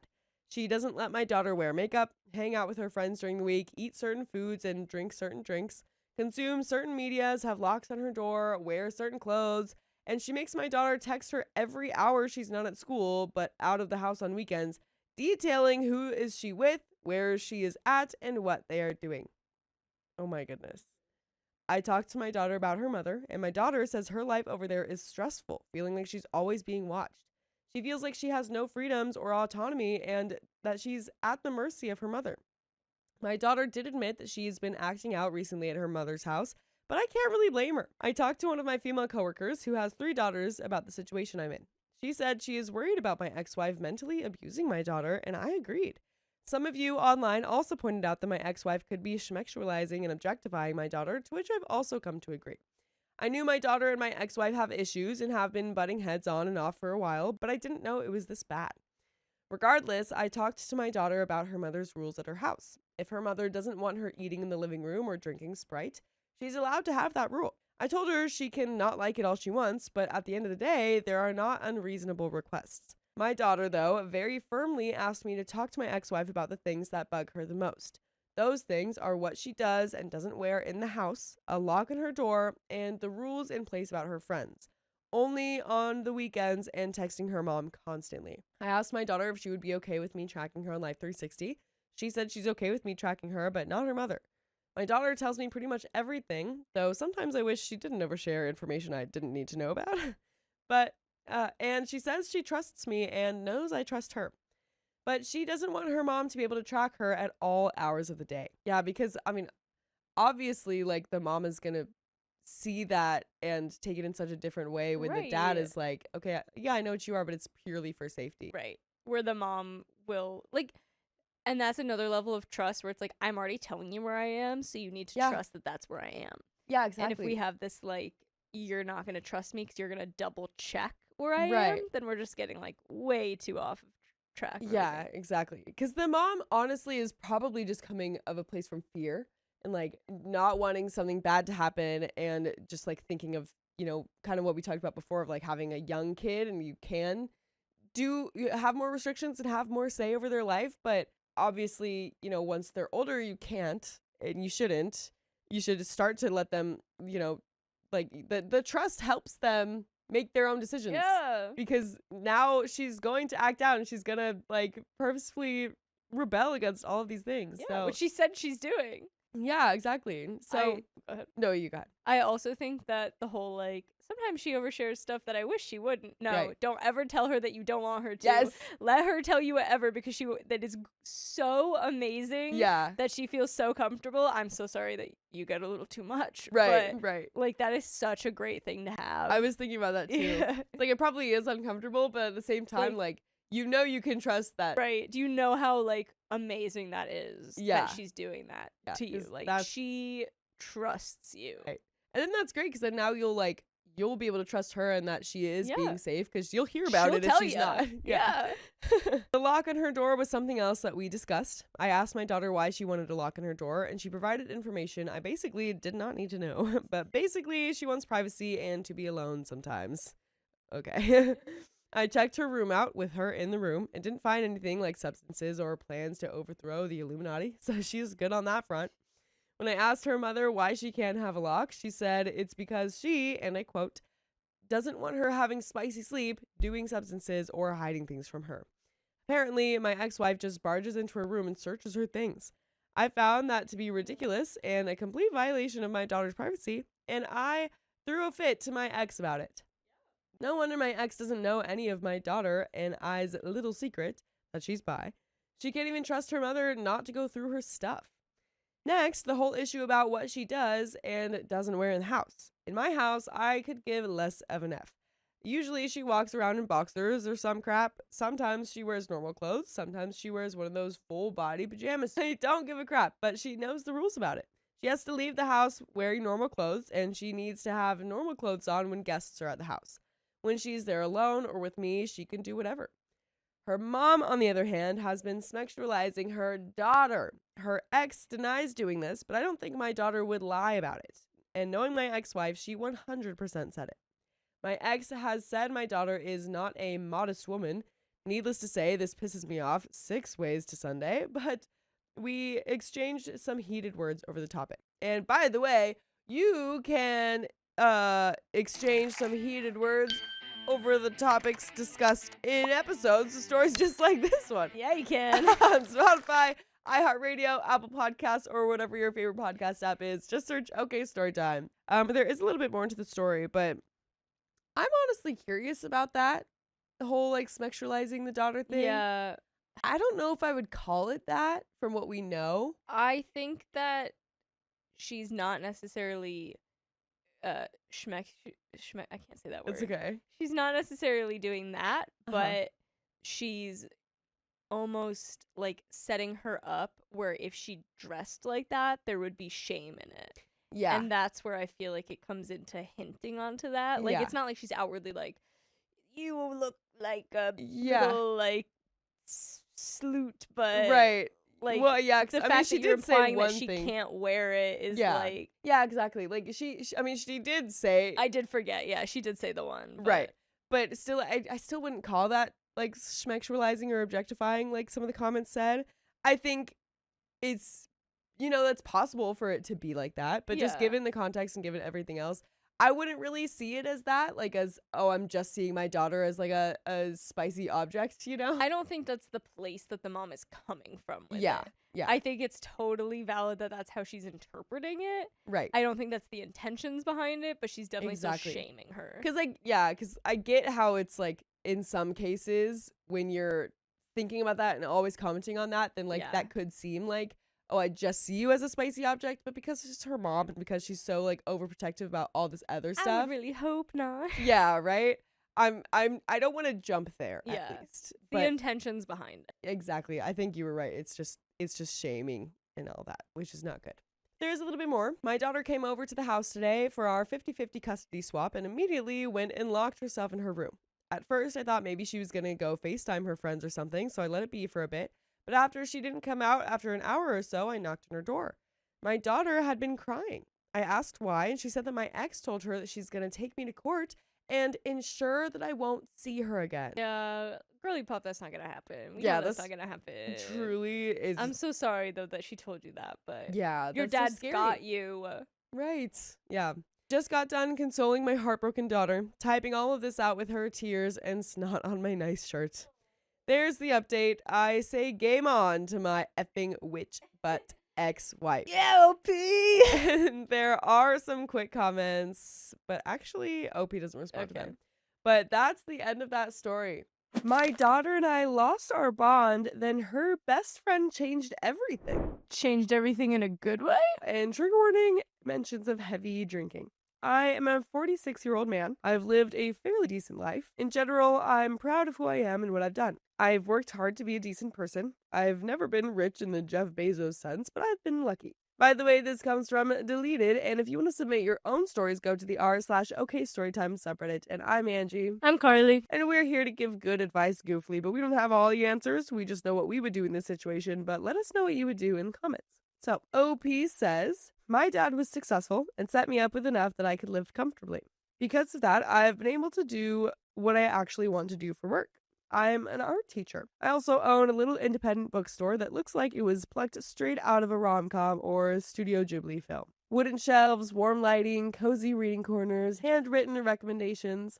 I love my job. I love my bookstore. I love art. I love people. And I loved raising my daughter. Let's call her Ella. Ella is 25 now. I had her when I was 21, and yes, I know that's young. Her mother and I got divorced when Ella was 9, and even though things didn't work out between us, her mother and I have a good friendship now. We split custody evenly. Ella spent equal time with us until she was 18. After that, she chose to move in with me, but I don't know what happened. I raised her to be kind. That was always the most important thing to me. Kindness, empathy, and acceptance. I've never understood bigotry. I've tried to lead by example. I have friends from all walks of life, every identity and background. I've always taught her that the world is big and full of beautiful variety and that we need to meet that with open arms. She grew up with bedtime stories from different cultures, pride flags in our window, and Saturday mornings running workshops for kids who couldn't afford art supplies. But sometime in high school, something changed. I think she fell in with the wrong crowd. You hear that kind of thing all the time and think it sounds like a cliche, but sometimes cliches are true. I know, I definitely don't ever think that's cliche. I think that's so cliche. It's just like or so not cliche. I mean, that's so it's common. just common. Yeah. Yeah. It's just what happens sometimes. Yeah. She started parroting weird internet language. Got into these bizarre alt-right adjacent communities online. She started calling things beta and complaining about cancel culture. I tried to talk to her, tried to understand, tried to guide her back, but I was met with walls, with eye rolls and scoffs. She started drinking, smoking. I'm not sure. She stopped talking to me about anything meaningful. Her friend group rotated constantly with new boys always around. 42 of them. What? At once or A just 42 group? 42 person friend group? That truly left me speechless. I'm like constantly rotating new boys. So 42 total, I'm guessing, but not at once. Yeah. That's crazy. Opie says, I know because I counted. Yes, I actually wrote them down like some kind of bitter sitcom dad. I'm not proud of it, but it kept me from going insane. Despite all of it, I never stopped loving her. I still haven't stopped, but she doesn't feel like my Ella anymore. And it's this constant ache in my chest, like I've lost her even though she's right here. She still lives with me. She could have moved out after college, but never did. Part of me is glad. Another part of me is starting to wonder if I've enabled her to keep coasting. She doesn't need to work. We have money, and she knows that. I never wanted her to need a job. I wanted her to have the freedom to choose what she wanted to do, but she's not doing anything, just floating. Which brings me to last night. She brought a friend home, a boy named Tommy. They've been friends for a few years now, met in college. I've seen him around the house a handful of times, always polite. Soft-spoken, kind of shy, very cute. Yeah, I said it. I'm not blind, Reddit. I might be 46, but I know what's what. Tommy is what I'd comfortably describe as a femboy. Long eyelashes, perfect skin, little pastel hoodie, tiny silver rings on his fingers. He smells like vanilla and citrus. I'm assuming it's like a strong smell. I don't want to go to this guy's creepy because he doesn't seem like it. I don't know what perfume he wears, but it's addictive. Oh gosh, okay, that sounded creepy. I'm not gonna lie. Honestly, he's adorable. I was a little surprised that he and Ella were friends at all, considering her recent opinions. Anyway, Ella said that she was just bringing Tommy over to chill for a bit. Said that they were going to watch a movie. I made snacks. I popped in to say hi. And then not even 20 minutes later, she tells me that she's going out to a party. I asked, what about Tommy? She just shrugged. He doesn't want to go. He can hang out here or go home. Wild. You're going to leave your friend at your house so Yeah, that you what could the go heck? party? That's so wild. That's weird. And then she left, just like that. Left her friend, no, her guest, alone in my house while she ran off to get wasted. I asked Tommy if he was okay staying. He just smiled and said he didn't mind, that parties weren't really his thing. I offered to make him dinner. He said his favorite was grilled cheese and tomato soup. So that's what I made. They just become besties. It's just like, all right, well, cool. Okay. New We best bonded friends. over grilled cheese and tomato soup. Yeah. We sat down and ate together at the kitchen table, and we ended up talking for almost 2 hours. I've learned more about Tommy in one night than I've learned about my daughter in the last 3 years. He's studying literature, loves poetry, huge Sylvia Plath fan. His favorite movie is Call Me By Your Name, classic. His favorite color is sage green, Classic. classic. He's meeting all the stereotypes. Love it, love it. He told me he thinks my bookstore is beautiful, said he'd never been in a place that felt so safe. He asked me about art. We talked about Van Gogh and Egon Schiele and Giorgio Kef. Don't know how to say these names. He asked questions about brush techniques and about how I curate books for the shop. He actually listened to every word. Eventually, we moved to the living room. I asked if he wanted to watch a movie. He said that I could pick. I went with Pretty Woman, a classic and one of my guilty pleasures. He curled up next to me on the couch, legs folded beneath him like a cat. And somewhere during the movie, his head ended up on my shoulder. What's happening? This is why I said I cautiously liked you, OP. That was smart. I was really hoping this wasn't going to go into a weird way. But with all of Okay, I you know what? was reading it, Yeah. I was thinking it might have been. Let's hold out a little hope for another Okay. page. Yeah, Let's do maybe it. It's just like a It's a fatherly, parental, like I feel safe. Let's see his response to it. I'm I don't so want scared. to. I don't I want to don't read want it. to. Okay, I want this okay, to be okay. platonic. Okay, let's see. Oh god. My arm went around him. We didn't speak. We just existed. At some point, it turned into full-on spooning. Why? No. Why? I mean, obviously, like, he's not a minor. Like, I think she's 25 at this point, so I'm assuming he's around the same age. But still, it's weird. You're like 20 years older than him. Okay. I had him tucked against me, both of us warm under a blanket, and then we kissed. Why? Your daughter's bestie? That's weird. I mean, it's not actually bestie. She definitely doesn't care about him, but still, it is weird. It's very weird. I don't even know who started it. It just happened. It was soft and slow and sweet. We didn't go further. We just kissed for a while. It felt nice. It felt good. It felt like something I hadn't felt in years. And then the front door slammed open. Ella came stumbling in, wasted off her face, mascara running, dress barely hanging on, with some guy's hand shoved down the back of her skirt. What? Hey, OP, let's maybe, like, worry about our kid a little bit more than making out with the friend she left at your house. Like, can we not have said, like, hey, you can't go to the party, you have a guest here? Yeah, or like something. What? Like, I get the falling into the wrong crowds, but, like, is there no Still. way to... Like, Parents, parent tell her? me, is there no way to parent that still? Yeah, right? I get, like, I know for certain cases, like, sure, she still won't listen or she'll sneak out or something, but, like, yeah, like to me, still. it feels like you're just cool with it. Right? She didn't even look at us, just giggled and dragged him upstairs. Tommy immediately pulled away, face flushed, and said he should go. I walked him to the door. We didn't talk about what happened. I said, thank you for the company. He smiled and said he had a good night. And this morning, I woke up to a text from him that said, I really enjoyed last night. You're a good cuddler, with some emoji faces. God's help me, he is so cute. Okay. And now I don't know what to do. Ella is still asleep, probably hungover. I haven't even talked to her. I don't know how to. I don't even know if she cares that she abandoned her friend. But Reddit, I genuinely like Tommy. Not just in a physical way, he's sweet. He's smart. He listens. He's kind. He's everything that I tried to teach Ella to be. And I don't want to throw this away because it's messy, but I also don't want to hurt anyone. Least of all, someone as good-hearted as him. So what the heck do I do? Do I talk to Ella? Do I talk to Tommy? Do I pretend nothing happened and go back to eating reheated soup and hoping my daughter doesn't choke on her own recklessness? And by the way, I hope that you don't choke when you listen to full episodes of stories just like this one on Spotify, iHeartRadio, Apple Podcasts, or whatever your favorite podcast app is. Just search OK Storytime. And there is a little bit more to the story, but I'm yeah, what not do we sure how I think? feel about everything. Yeah, it's weird because They're adults. they're adults, so we don't know Tommy's age. I'm assuming he's around 25 if they're Yeah. friends. But also, like, you know, she could still be friends with people that are younger. But I mean, I Either don't- way, it feels a little strange that it was like a friend of your daughter. daughter's. Yeah. And maybe I wonder if part of why this feels so icky is because, like, he seems like such a good father figure Right. That from, like, our perspective from the I story. think that's what it was. Yeah, and so it's like just hearing like our dad talk about like kissing a Right. younger boy is just very disgusting.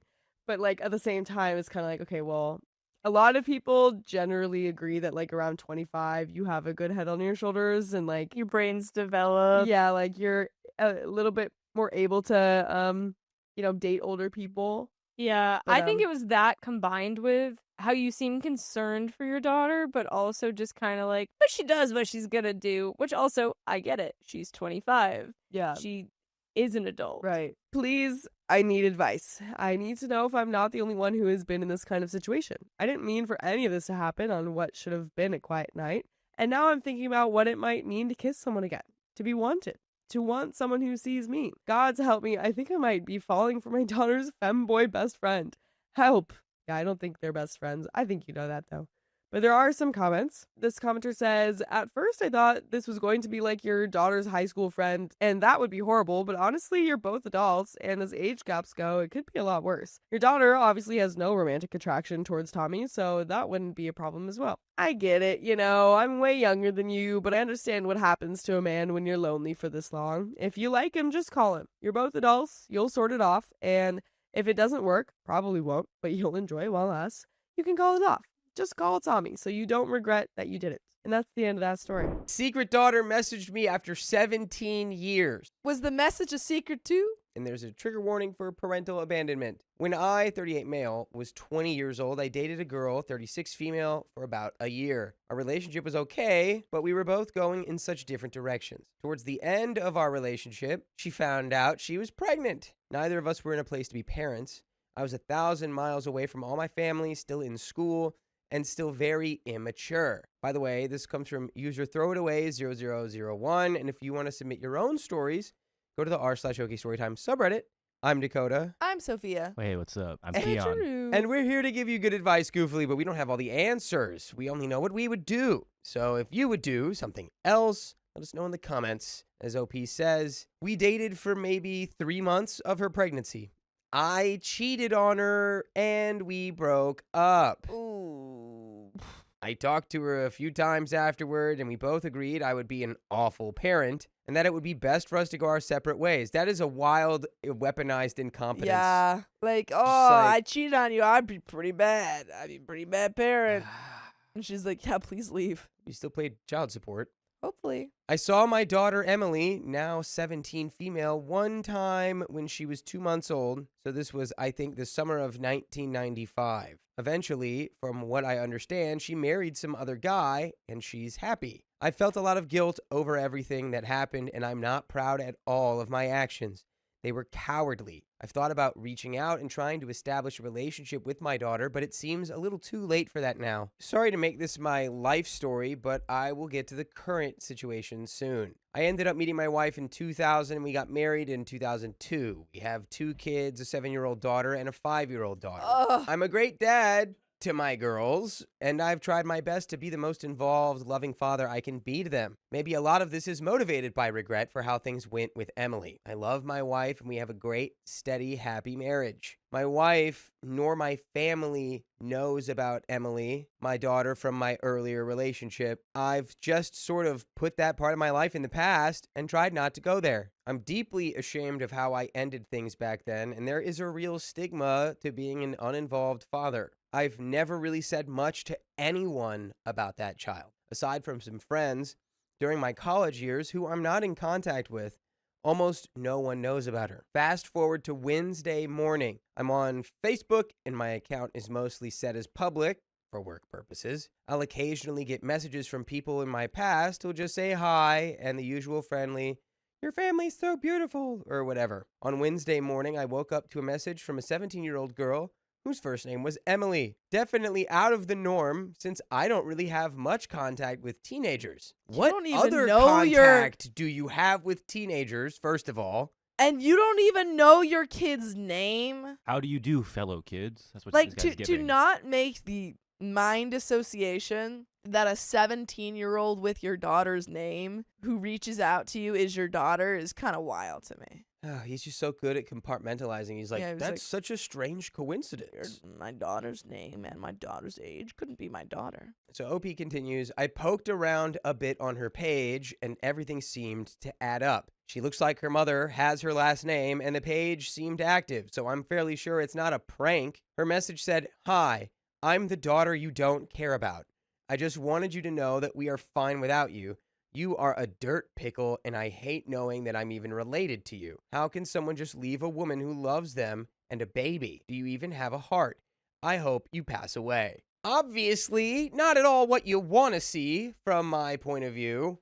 I was really hoping it would have been some sort of friendly message and we could have built up a relationship. You're funny. He's I thought she would be nice about it. I thought she'd be nice about me abandoning her. I have no words for that stupidity. You're dumb. I assume her mother has been telling her less than positive stories about me based on her message. Her Assume? mom doesn't have to tell her any stories that are negative about Oh you. my You goodness. abandoned her. OP, you are What not helping positive You're yourself. stories are there? there. I'm sorry, what positive This guy's stories? crazy. You cheated on her mom, abandoned her while saw she was her, pregnant. while she was pregnant, saw her once when she was 2 months old. Not really that hard to put you in a bad light. I'm not sure how one responds to something like this. I've sat on the message for a few days trying to figure out what to say. I'm debating whether to not respond and ignore the message, respond in a very friendly manner and just not address the nasty things that she said, Crazy. Nope. Respond in a more stern manner and try to clarify things, or only respond to Emily's mom? I haven't spoken to her in about 15 years, though, so I don't know how that would go. No. Any advice would be greatly appreciated, and we My have comments. Dude, my advice is don't go with any of those options. Those are your 3 options that you're like, plan A sounds pretty good, plan B sounds pretty good, plan C sounds pretty good. You know, those all sound really good. Let me just toss a coin. Let's go with plan E, where you say, I'm so sorry for everything that I did. I deserve all of your anger. I have thought about you every day, if that's true. And I didn't know I was a coward and I didn't know how to talk to you. And I would love to have a relationship with you. I understand if you don't want that, but I am always here. Yada, yada, yada. Don't do any of your other options. And then you say, I'm so sorry for everything that I've done and for not being there for you. We have a comment here of OP being told to tell his wife. OP says, telling my wife about this is something I really dread. Coward. You're a coward. I've changed a lot since then. No, you haven't. And I'm not at all the type of person I was when I was younger. Yes, you are. I feel like something like this would fundamentally change how my wife sees me. Because you're still the same person. Wow, there's a little mental clarity right Look there, at huh? you. You understand well enough to know your wife won't ever look at you the same way again. Because you abandoned your daughter. And now, when she reached out to you, you still can't face up to what you did. OP continues, and it's not like Emily really wants a relationship. It's one thing if the message was in a different tone. I'm clearly the bad guy to her. It's not really worth upending my entire life potentially to talk to her. I don't know what the upside to this is. I can throw a wrench in our lives for someone who doesn't really want a relationship with me. That said, I don't want to reject her more or make her feel worse. It's really a tough place for me to be in. It's not like some perfect happy ending can be had here. And there's an update. Oh boy. Let's read what this tool bag has to say. 6 days later, I decided to test the waters and send her a short message back on Wednesday night. This is what I sent her. Hi, Emily. I've wanted to contact you for a long time. Lie. And I'm glad you messaged me. Lie. I'm glad you and your mother are doing well. You cannot imagine how sorry I am over how things have gone with us. Lie. And if there's anything you want to talk about, I would love to do that. If you would like, I could explain my side of things. If there is anything I can do, please let me know. A couple hours later, she responded with F off. You don't exist to me. So that's it. I tried. No Yeah. way. One more You time. basically politely told her, hi, Emily. You're actually wrong for Yeah, feeling that way, sorry. and I can correct your feelings if you would give me the chance. You chose the wrong answer. It's like when you're playing a video game and you choose the wrong option. You're like, wait. I have a checkpoint for that. Let me go back. Yeah, it's like, oh wait, I choose the one where they unalive me. I gotta go back. You chose the wrong one, dude. I was gonna say that response felt very AI generated, like you used ChatGPT, but this story is from like 14 years ago. Yeah. He was the originator. You And- sound like a robot to this. Yeah. ChatGPT, how do I respond to my estranged You're daughter? crazy. It's so good. I guess time will tell if she tries to reconnect again, but I'm not sure if there is much else I can do. Working on a way to tell my wife about this. And I'm going to tell her soon once I figure out how to. I shouldn't have kept this a secret. My wife is my partner and she deserves to know about it. If anything, she can help me handle all of this. I was hoping Emily would be more open, and the raw anger was just a front, but I think after 2 messages, it's how she feels. It's a shame because I think we could have had a good relationship. It's not her fault, of course. All I can do now is continue to be the best dad possible to my younger daughters who love and adore me. And there's a second Wow. update. 13 days after the last update. A couple new things have happened since I posted. I went ahead and replied back to Emily with a much longer, more thoughtful, and apologetic letter. I also spoke to my wife about all of this. Emily didn't respond until a couple days ago, and her response was much more calm in tone, which was relieving. I'm not going to repost what she said, but it was basically just, I wasn't there before, and she doesn't want me here now. There was some more to it, but it was kind of personal, and I don't feel comfortable reposting it. Are you kidding me? You're such a coward. The fact you're like, you know what, I'm going to air out all this baggage on the internet. But, you know, the most important part, I'm not going to do that. Well, I'm hopeful that maybe it's something about his daughter, and he's like, I can't share my daughter's information. Maybe there's some sort of good guy in there. All I Doubt know it. is this guy Deep. sucks. No, because it's probably something calling him out, like bad stuff. Or about or him. it's something calling him out, and he's Yeah. like, I can't. I can't do don't- that. I don't Here he wanna- goes again. I responded to her and said, if that is how she felt, I understand, and won't respond to her again. That's where we're at on that. I'm glad we were both able to at least get some closure out of this. I talked to my wife 1 week ago and just laid everything out there. She's been helping me with responding to Emily, and she has been way more understanding than I expected. I explained to her how things went down and how ashamed I am about everything, about how I've tried every single day to make it up with our daughters. She understood me completely, and she stood by me. I am so glad I chose this woman as my wife. I was panicking about her leaving or divorcing because of some of the comments here, but that wasn't what happened. My wife didn't think I should beg Emily and was taken aback with her vile tone. Wife kind of sucks, dude. Looks like you found the perfect little Yeah. stinky pea for your stinky pod. I Can't believe the wife was like, oh, I can't believe she would say message stuff you like this way that. after you abandoned her for Oh. 17 years. He probably She should be spun it where it was like, polite. yeah, my evil ex, like, Yeah. kept my daughter from me. He's probably like, she was And abusive. yeah, and it was bad, and it was so terrible. I couldn't send her child support because she ran away, and I could never contact her. You probably lied. I don't I'm believe not you. giving you any grace. No. But I will give all of you grace if you listen to full episodes of stories like this on your favorite podcast platform, iHeartRadio, Spotify, Apple Podcasts, wherever you listen to podcasts. Just search OK Storytime, and you've got stories till the cows come home. I just don't understand how it's like you're like, I was making up for it by raising our daughters. It's like, Doesn't make it up so to her. shouldn't the first moment you felt that, you should have gone, oh, wait, maybe I should just, I don't know, reach out. Maybe I should be present now Yeah. that I've supposedly changed. Ugh. The first message I sent was a little less than conciliatory, and the second was almost pleading. The later messages were much better composed, I think. It looks like this Emily chapter is going to end here. She doesn't want me in her life, and she's made it clear. I offered to listen to her if she needed someone to talk to, and gave her my contact information if she needs anything, but I'm doubtful I will hear from her. 17 years too late, my guy. He's like, if you ever want a shoulder to cry on, Papa's here's here. my number. Papa's she said, in your corner. Who are you? It looks like she inherited her mother's stubbornness and pride. Oh! I feel comfortable that I've done all I could with her Shut now. up. Ah. I'm spending every day now just being the best dad I can be to my beautiful, loving daughters.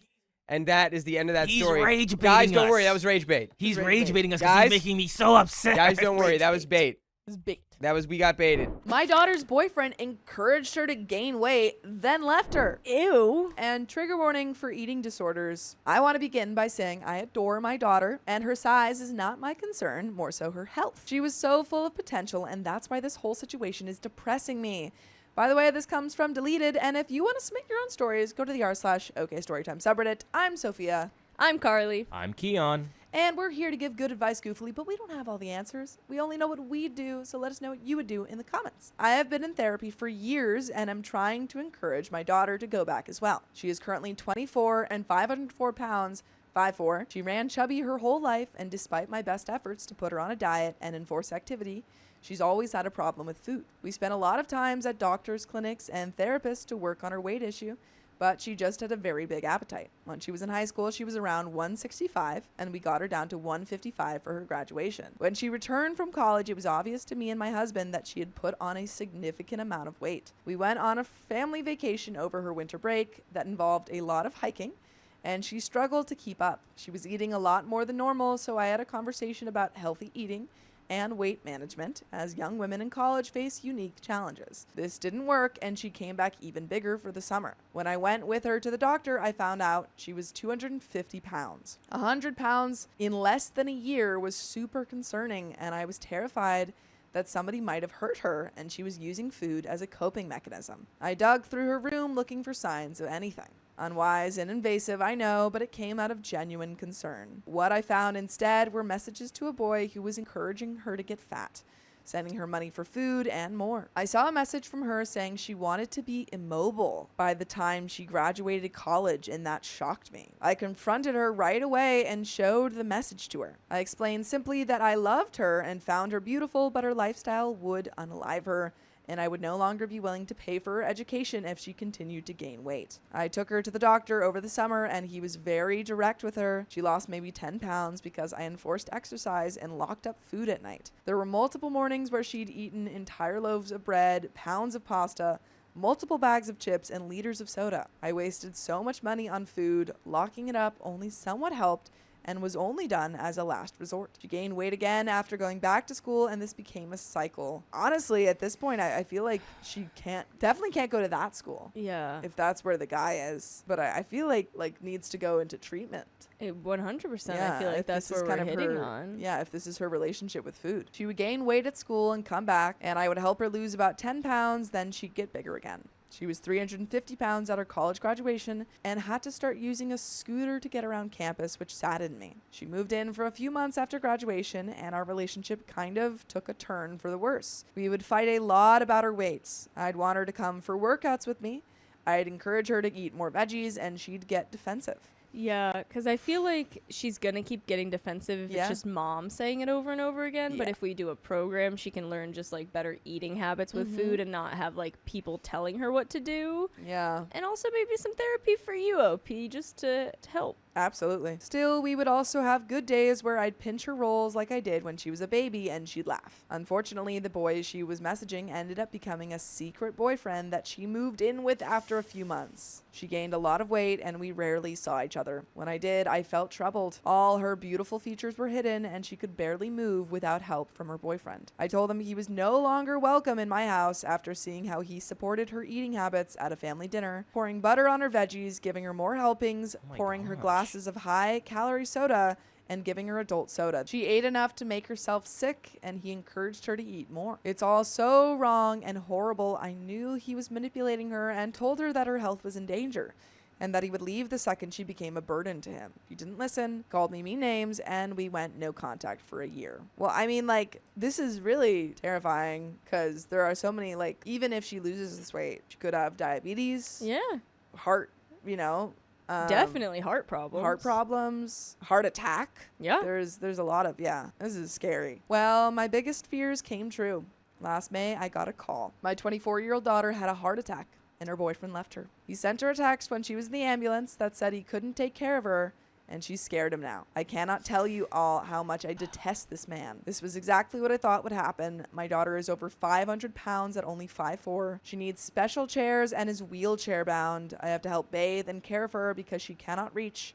She's never had a job and has no money or prospects. All she does is cry about her ex. Even when I cook healthy meals for her, I have her on a diet since she can't go to the store and doesn't have money for delivery. I keep all the food locked up and feed her controlled portions. She will get second and third helpings. She learns where I hide food and sneak some in the middle of the night. She had to call me in the middle of the night because she couldn't make it back to her bed after finding where I had been hiding the milk. I had to call my neighbor to help her get back into her bed. Yeah. Yeah. I am on team. Let's find a good I healthy just- program. I just don't some think sort that- of help. Yeah, I don't think that OP can do this alone. Yeah, and like you said, you have to reestablish your relationship with Mm-hmm. food, or else it's never gonna stop. Yeah. I've been spending the last few days reading other parents' experiences with obese children and have found it comforting. I'm not sure how this will be received, but on the off chance that somebody is going through a similar situation, I feel compelled to share it. I am unsure of what is in the best interest of my daughter and am open to any advice or questions. If any young women find themselves in a similar relationship,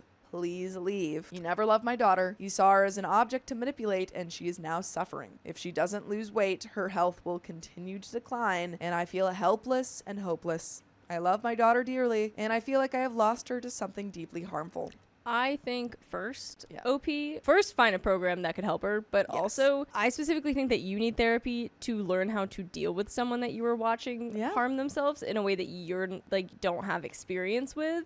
Because I think going to Reddit might not be your best choice here. Yeah. This is like a really big thing, and I don't think Bless that hiding food and locking food away from someone is the answer. That's gonna No. make someone feel really guilty. I understand like cooking her healthy meals and like trying to get her to move a little bit more, but the way that you're going about it, I am worried. Comment one says, don't let this man back into her life. If he comes back, call Adult Protective Services because now that she is disabled, she is a vulnerable adult and they can help look into this further, connect you to resources, etc. OP says he's not coming back into her life, I promise.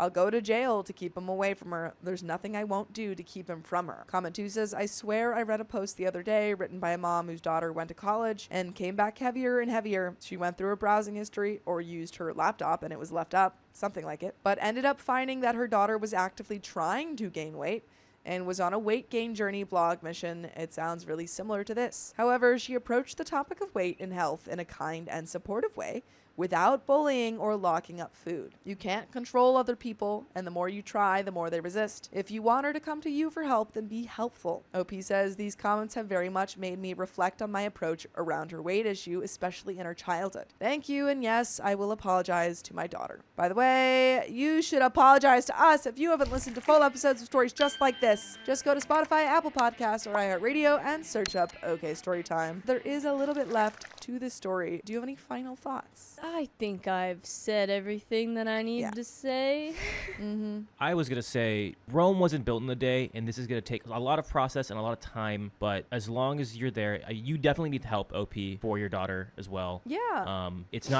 It's okay to ask for help. And I mean, you got into Reddit for it, but it's okay to ask for help. Don't think it's like a burden or anything like that. And if she's also had a heart attack already, like you need to be even more cautious with how your weight is fluctuating and how much strain and stress you're putting on working out with a heart that's weak. Absolutely. I think going to a professional or reaching out to someone who's a professional who deals with this would be very beneficial. But there is an update. I now understand I have contributed a lot more to her struggles than I initially thought. Needless to say, I am full of regret, but very thankful for the people who inform me how detrimental my behavior has been to her. I sincerely apologize and will to her as well. I feel wholly responsible for her heart attack and struggles, and will do whatever I can moving forward to be supportive and loving to my daughter regardless of her weight and how much time she has left. Her father chose not to help her after her heart attack. We have 2 homes, and I live in one with my daughter, and he lives in the other with our younger kids. I don't see my younger kids as often as I'd like to due to her caregiving needs. I don't work anymore. I don't see friends or have hobbies. I know this is very selfish of me to complain about since I am the one responsible, but I am exhausted from my entire life being centered on her care needs. I want her to be independent. I don't care if she's 90 or 190. I just want her to be healthy and happy. I mean, even in that last sentence, that already didn't sound. That didn't sound positive. She's 504. She's 504 right now. And you should love her, and she can still be happy and healthy. Well, she's getting to healthy. Yeah, to be clear, this is like right now it is. Right now we're at an extreme point that needs help, but she was probably happy and pretty healthy at 160. Yeah, I think mobility is at the end of the day that is mobility the most important. Is very important. Needing help to get back into bed if you like you need to be able to that's if that's you have at a point the ability to do that. And I think that people equate weight and health so much, which is not, some of the times it's genetic if you can lose weight or not. So it's like people carry weight very differently in their body. And as long as I think you are mobile, everybody get their hearts checked. Heart health is incredibly important. Checked. A mom tried to blame me for protecting her kid from a stranger. Very ungrateful, Mom. I'm honestly not sure what's going on. Abby is my daughter's best friend, and Amy is her mom. For background, these 2 girls have been best friends since kindergarten. They have celebrated birthdays, Christmas, and millions of sleepovers together. And Abby spends so much time at my home, I even got my daughter a trundle bed for when she spends the night. By the way, this comes from Muted Remote 179, and if you want to submit your own stories, go to the r/OK Storytime subreddit. I'm Sophia. And I'm Vincent. And I'm Keon, dressed as Lilo. And we're here to make funny times and funny advice for you. But we don't have all the answers. We only know what we'd do. So let us know what you would do in the comments. But OP says, now to the story. This started last Monday. Amy works the night shift, and sometimes her mom can't watch Abby. Amy asked me to watch Abby Friday night and that she would pick her up Saturday afternoon. I have no problem watching Abby. She's a sweetheart. So I agreed. This is also a regular thing for us. Abby spends at least one Friday of the month at my home. Well, fast forward to Friday, and there haven't been any updates to change the sleepover plans. Friday comes, and I pick the girls up. We have a normal sleepover day, watching movies, eating snacks, ordering pizza, etc. Well, the girls are in their room, and I'm in my room when my Ring camera gives me a notification that someone is at my door. I look at my camera and it's a guy that I don't recognize. It's 9:15, so not extremely late, but I still didn't physically answer my door. I responded on my camera asking who he was and what he wanted. The mystery guy told me that he was Amy's boyfriend and he was here to get Abby. These are my issues with that. I don't know this man. I didn't know Amy was even dating a guy, especially not serious enough for him to show up unannounced at my home. And when I showed Abby the guy and asked if she knew him, she just said, "That's my mom's friend that comes over when I'm getting on the bus." I asked her if she knew his name or anything else, and Abby said no. At this point, I have already texted and called Amy several times to try and ask her, but I am not getting any response. I tell the guy using my camera that Amy isn't responding to me and that I need her permission before I give him her child. The mystery guy tries to convince me, saying that he was supposed to watch Abby at first, but something came up. He ended up free now and wanted to get her. I still expressed that without a text, call, or something from Amy, I would not allow Abby to leave my home. Plus, I was told that Abby was supposed to be with her grandmother before the plans changed to me. The mystery guy got upset, hit my door, then left. I genuinely thought this was the right thing to do. For me, this was a stranger that Abby didn't know asking to get Abby at 9 o'clock without having any proof Amy told him to. Well, that was the wrong thing to do, apparently. Saturday morning comes, and I'm making up breakfast when somebody starts banging on my door. I open the door, and Amy comes in cussing and screaming the whole 9 yards. She's accusing me of kidnapping her child, saying she'll report me to CPS, and a lot of threats. Essentially, to Amy, I was supposed to send her daughter with a man that Abby, her daughter, and I didn't know. According to her, her boyfriend, whom she's been dating for 4 months, should be allowed to randomly come over and get Abby. I may have reacted poorly because I laughed. By this point, Amy woke up the girls and they were watching her yell while I laughed and got breakfast ready. I questioned her, "Why didn't you text me back anytime last night? You've been off work for a while. How did you just now realize that your daughter was still here? Why didn't you text or call me telling me about the change of plans? How was I supposed to know some guy was going to get Abby if you told me your mom was supposed to watch her before me?" Amy's responses were basically that she didn't have to report every guy she effed to me, and I agree. But if you have a stranger coming to my home to get your child that is in my care, I deserve to at least know someone is coming. She left after this. Now, Abby has told my daughter that Amy says they can't be friends until I apologize. I'm torn because part of me wants my daughter to have good friendships, but I honestly don't understand how I'm even close to being wrong. I'm still trying to decide if I need to apologize. And edit, I decided to message Amy to try and meet and talk. I don't want something to be going on with Abby or even Amy that I'm missing. And there are some comments, but do you have any thoughts? I wonder, because there was no problems before this. I No, wonder everything was fine. what the relationship between this guy and your friend is. Because Yeah. it sounds like he went back to her. There might be some issues with that relationship that Well, he's made banging her on the door. Yeah, if he's banging on the door, also if a dude's banging at your door, it kind of showing like violent tendencies. And that's what I'm thinking. which is a big red flag. Like, make sure your friend is okay. Yeah. That's my big thing. If you're able to look in it at all. But I do also think, I think OP is worried about separating her kid from Abby, which is a valid worry. But I also think, you don't really want to hang around, like have your kid hang around, not only Amy, but also if Amy's going to have boyfriend around. Yeah. You can't, I wouldn't feel comfortable sending my kid over to their house anymore. No, absolutely not. Especially like, I don't know, her saying, "I don't need to report every guy I F to you." Like, how many guys, like. That's what I'd be like. If I'm sending my kid over to you, I would be worried about that. Yeah. Comment 1 says, "I feel so bad for the kids. That stranger at your door sounded completely shady, and only a fool would send Abby off with him. She didn't even know his name. His persistence makes it worse." OP replied, "Honestly, I didn't add this because it sounded crazy, and I thought it was my memory making it worse. But when I said no, and it was a clear no, it's like his demeanor changed. Like when he first came, my answer was no, but if Amy would have called me and said, 'Oh yeah, I forgot to tell you, I'm sorry,' I would have sent Abby. But after he hit my door and muttered, it was like, I don't know how to explain it. Kind of like a scary movie when they reveal who the villain is to the audience. I know that sounds crazy, And comment 2 says, Amy is the a-hole here. All she had to do was apologize for not telling you her boyfriend would possibly be picking up the kid. The fact that he got mad and started acting out at your doorstep is seriously concerning and should concern Amy about how he acted. Honestly, you've been a doormat for this woman, giving her free babysitting duties, etc. for a long time, and she's become an entitled POS.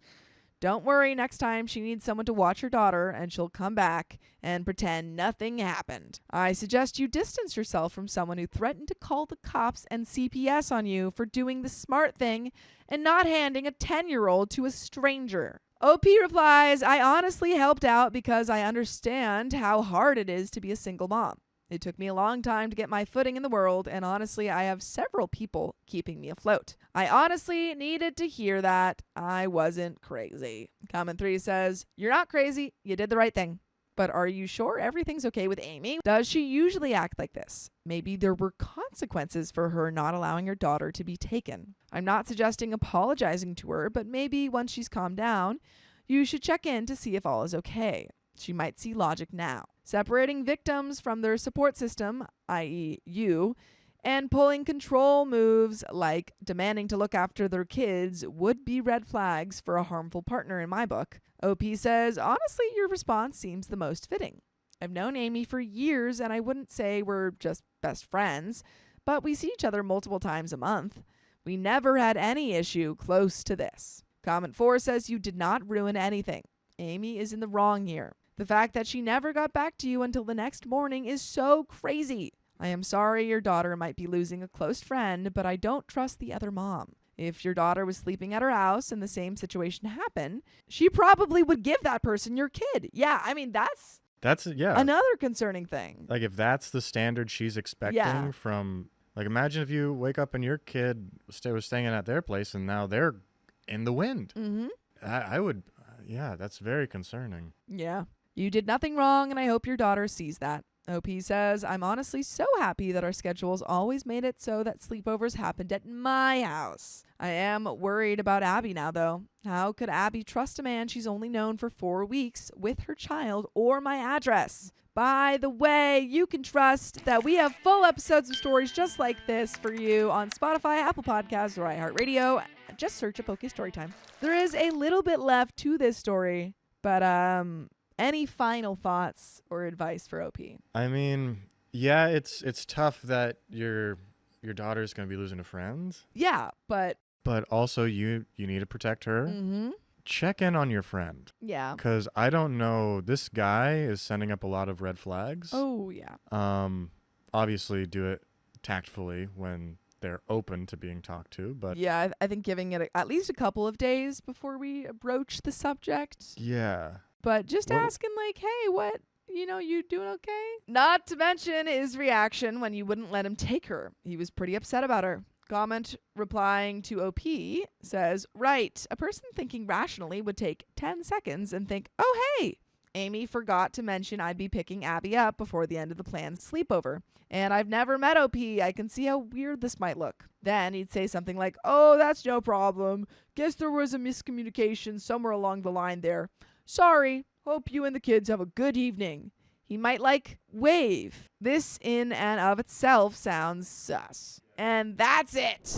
I refused to have my friend's child at my party, and she got furious. This party is rated R. And this comes directly from the r/OK Storytime subreddit. I feel like by just reading the title, it would be easy for some to call me the a-hole, but just hang on for the ride. I, 32 female, have or had 2 best friends, Kitty, 32 female, and Autumn, 30 female. We were like the 3 amigos. We did so much together and spoke on the phone every day, even though we all live in different cities. Kitty and I live in the same state, while Autumn lives in New York. And by the way, this comes from user Personal Efficiency 8, and if you want to submit your own stories, go to the r/OK Storytime subreddit where this story was submitted. I'm Dakota. I'm Keon. And we're here to give you good advice goofily, but we don't have all the answers. We only know what we do, so if you do something different, let us know in the comments. And OP says, Kitty and I met at a job where she was my trainer. When I left, we connected over Facebook and became fast friends. When I moved back to my hometown with my ex-husband, we kind of fell off. During that time, Kitty became friends with Autumn. who is honestly one of the sweetest human beings you will ever meet. My ex and I were having major issues. I had found out he was having an affair and I needed someone, so I reached out to Kitty. And it was just like old times.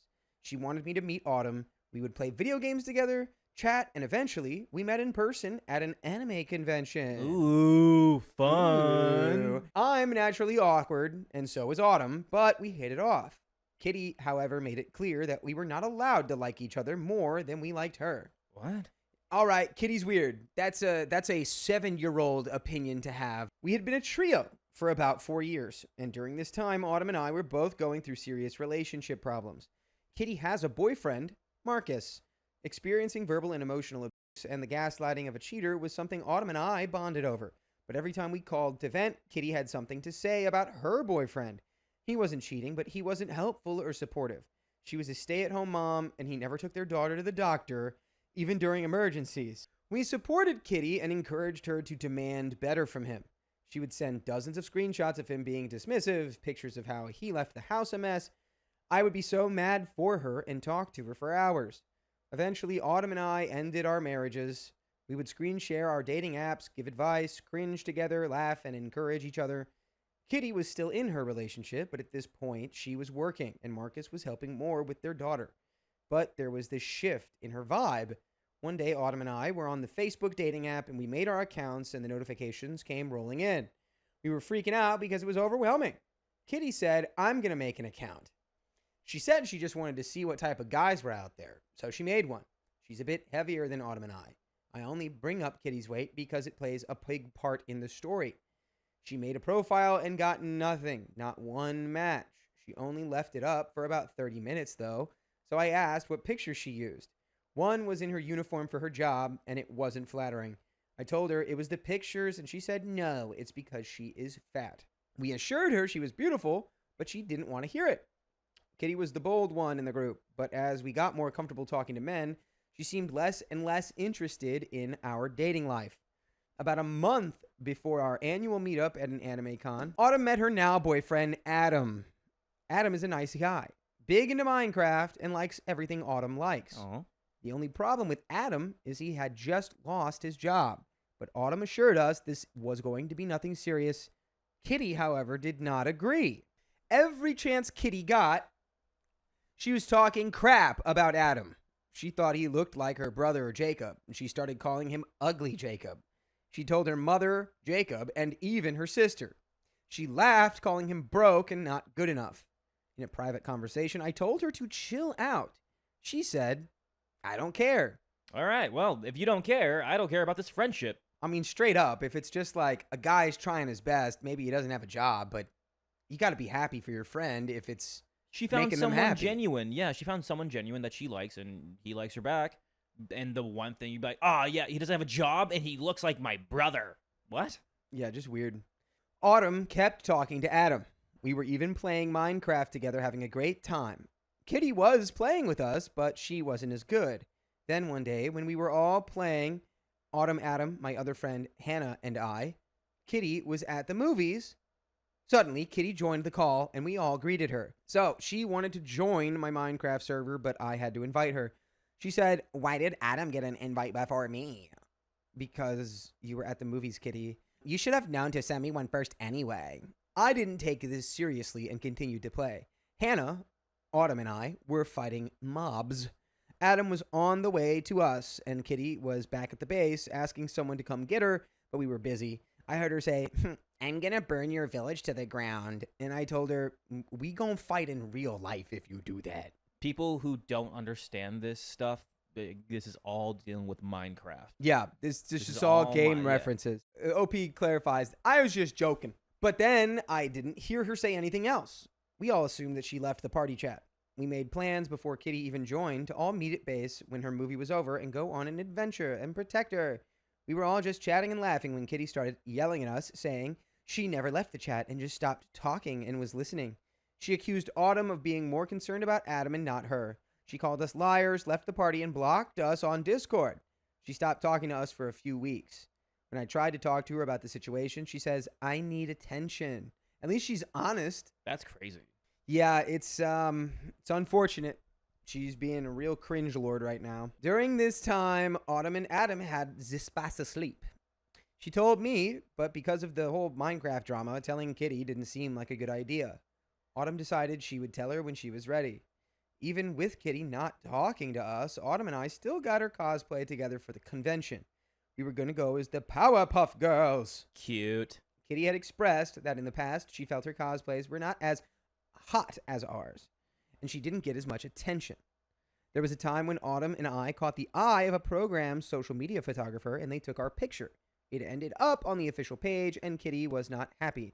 I think it's time to distance ourselves from Kitty. I'm getting Kitty is a pick-me girl, a Debbie Downer. All I'm getting is just negativity from Kitty. Yeah. If Kitty's not the one having the most fun or having the best time, or it's not about her or me, it's not a good time. Yeah. If she sees someone getting a little shine, she's going to rain on it so that it brings people down to her level. Ugh. Kitty told us she was jealous, and it made her want to quit cosplaying, which is not your fault or responsibility, OP and friends. So Autumn and I thought if we put a cosplay together for her, she would get more attention. The con came. Kitty made it clear that she didn't want Autumn talking to Adam while she was there, which is crazy. You mean her boyfriend? She even unlocked Autumn's phone and texted Adam saying this was her time with Autumn and he wasn't allowed to speak to her during it. I told Kitty this was too much, and she said he could see Autumn every day, and she only got her a few days out of the year. I told her this was time for all of us, not just her, but she wasn't having it. One time during the trip, Kitty left the room. Autumn asked if she could FaceTime Adam to show him her cosplay, and of course I said yeah. It's crazy that she feels like she needs to ask permission. That is wild. Like, it's a very, mother, Kitty's mother.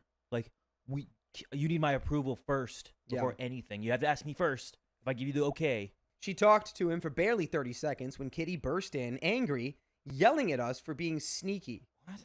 Later, I lost my badge, and while looking for it, Kitty said, just take Autumn's badge because obviously Autumn wants to stay in the room to talk to Adam. At that point, I had had enough. I mean, even before that, the calling for Autumn's for Adam, calling Adam all these names when Autumn's happy. Ugly Jacob is crazy. Yeah, that's wild. So OP says the trip was awful. She hated the cosplay and said she was too fat for people to know she was Bubbles. But when I was looking for her, people would ask me, are you looking for your Bubbles? She's over there.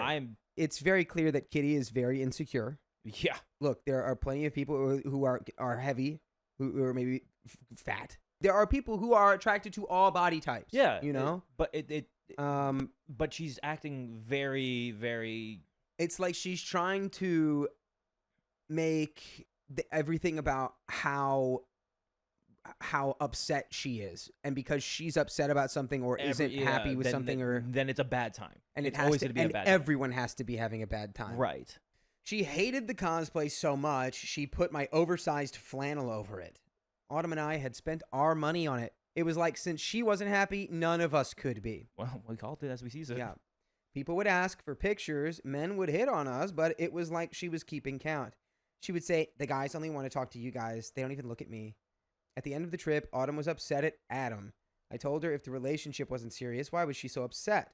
This caused her to be upset with me, and while we were in our own cities, we got into it over the group chat, and Autumn texted, I thought you would understand because I had the spices sleep with him. At this point, I had forgotten that she had not told Kitty. Oh, no. Uh-oh. Kitty was enraged. Oh, yeah. She could not believe Autumn hadn't told her and that I kept it from her during the trip. She said we were keeping secrets and laughing behind her back. In a private conversation, I told her she didn't create a safe space where Autumn could share that information. She said Autumn shouldn't have been weak and should have told her that real friends don't keep secrets. She blocked us on everything but Facebook and would subpost us constantly until I made a post saying, if you don't care, why are you here? And then she blocked us there too. She would unblock me every now and then, and we would end up arguing. I told her she was acting like the bad ex she helped Autumn get away from, demanding her attention, dictating who she talked to, and gaslighting her. After that, she blocked me again and didn't talk to me or Autumn for 3 months.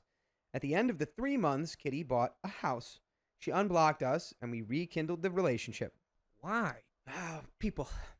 Just a few days into talking again, she told me she didn't like that me and Autumn talked on the phone, just us two. And now we have to cut her off again. I'm sorry, when you blocked us so many times. You I'm blocked very us and confused. didn't talk to us for 3 months. Now you're going to be like, I'm mad you guys talk on the phone. Get out of here. Future reference for anyone listening to this. Do not entertain a friendship that feels like this, because it's not a friendship. Yeah. Ugh. She also said she didn't want to hear anything about Adam and that she hated him because Autumn picked him over her. One day she asked if I wanted to spend the weekend at her new house. I told her yeah, but it might be uncomfortable. We had only been talking again for a week, and she couldn't let it go, making it out like it was my fault if things were weird. Luckily, I had a family gathering that weekend, so I canceled, and she even asked me for pictures of the event. That's so Yeah. weird. We all know this is not, hey, Kitty, bye-bye. While Kitty had gone missing on us, Autumn and I made plans for me to come visit on my birthday. Our birthdays are a day apart. Cute. We celebrated together for the first time last year. I wanted to do it again, so I planned to buy a train ticket to go to New York. I wanted to go into the city. New York City. Nothing like a New York slice. I wanted to go to a play, go out to the clubs, feel hot, and have fun. When Kitty came back into the picture, I accidentally let that slip. No. Without hesitation, Kitty says, she'll drive. No. I wasn't even sure at the time if I wanted her to come, but I just let it go. A ride with her would make things easier and cheaper. I doubt that. A few days later, Kitty showed us she took the days off. We were confused. We thought she was coming. She said, well, I wasn't sure I was invited, which is crazy because we already talked about it. We assured her she was invited and made our plans.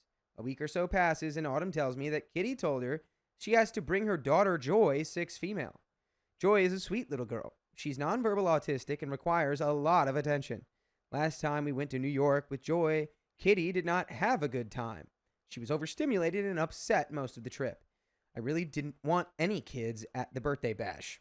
Hannah was going to come, and I told her to find sitting. Autumn has 2 kids and found sitting for them, but Kitty said she had asked everyone and no one could watch her. Kitty said Marcus couldn't watch either because he had no more time to take off work. She said she wanted to come, but she would just stay with Joy while we went out. I just knew this was a bad idea, so I encouraged her to try a bit harder, and she said she would try. I would ask her if anything had changed, and she would say no. Then one day, I asked if Marcus had any time to take off, and she said no. I asked if he could just call out, and she said he would get fired if he did that. Later in the week, she said Marcus was home for the day because he called out. I told her I thought he would be fired, and she just brushed it off. Ain't no way, brother. Ain't no way. OP, come on. It's like a game at this point. It's not even fun. Not fun at all. Later, I talked to Autumn, and she told me that Kitty admitted she had been lying the whole time. She never asked anyone to watch her daughter and didn't plan on asking, and she really wanted a reason to stay in because she felt fat and didn't want to get dressed up. So don't come. What are we doing? Kitty also told her that because I was being pushy about her asking her boyfriend to keep Joy, she felt that I had a problem with Joy because she's autistic, which really pissed me off.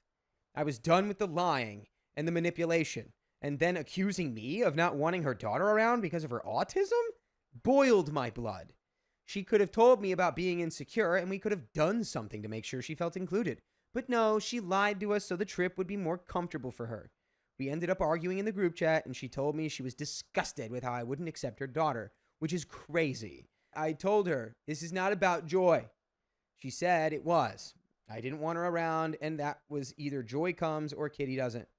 I told her this was about her lying and manipulating the situation. Her response was, oh, well, I lied. So what? Here's the so what. Because 3 months ago, you stopped talking to us because we lied, quote unquote, to you. I tried to explain that I didn't want any kids there, not just Joy. I had a vision for our birthday weekend, and it didn't involve children. We'd be drinking and out and having fun. Being out while she is stuck inside wasn't part of the plan. She also accused me of disrespecting Marcus because when she told me he said he wouldn't watch Joy, my response was, isn't he the father? My mother never had to ask my father to watch his children. He just did. And mind you, he took a weekend off to go out of state for an NFL game that she paid for.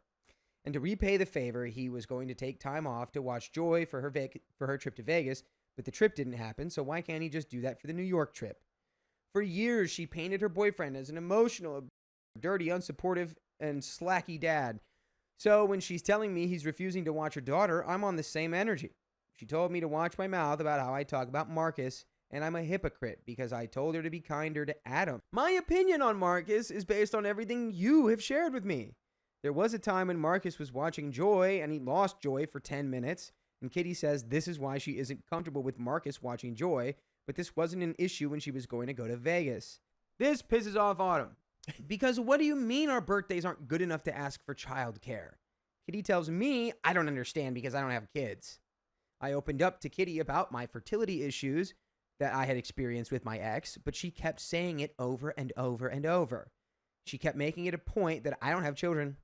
We go back and forth. She calls me sad and lonely and tries to make fun of the fact that I don't have a man.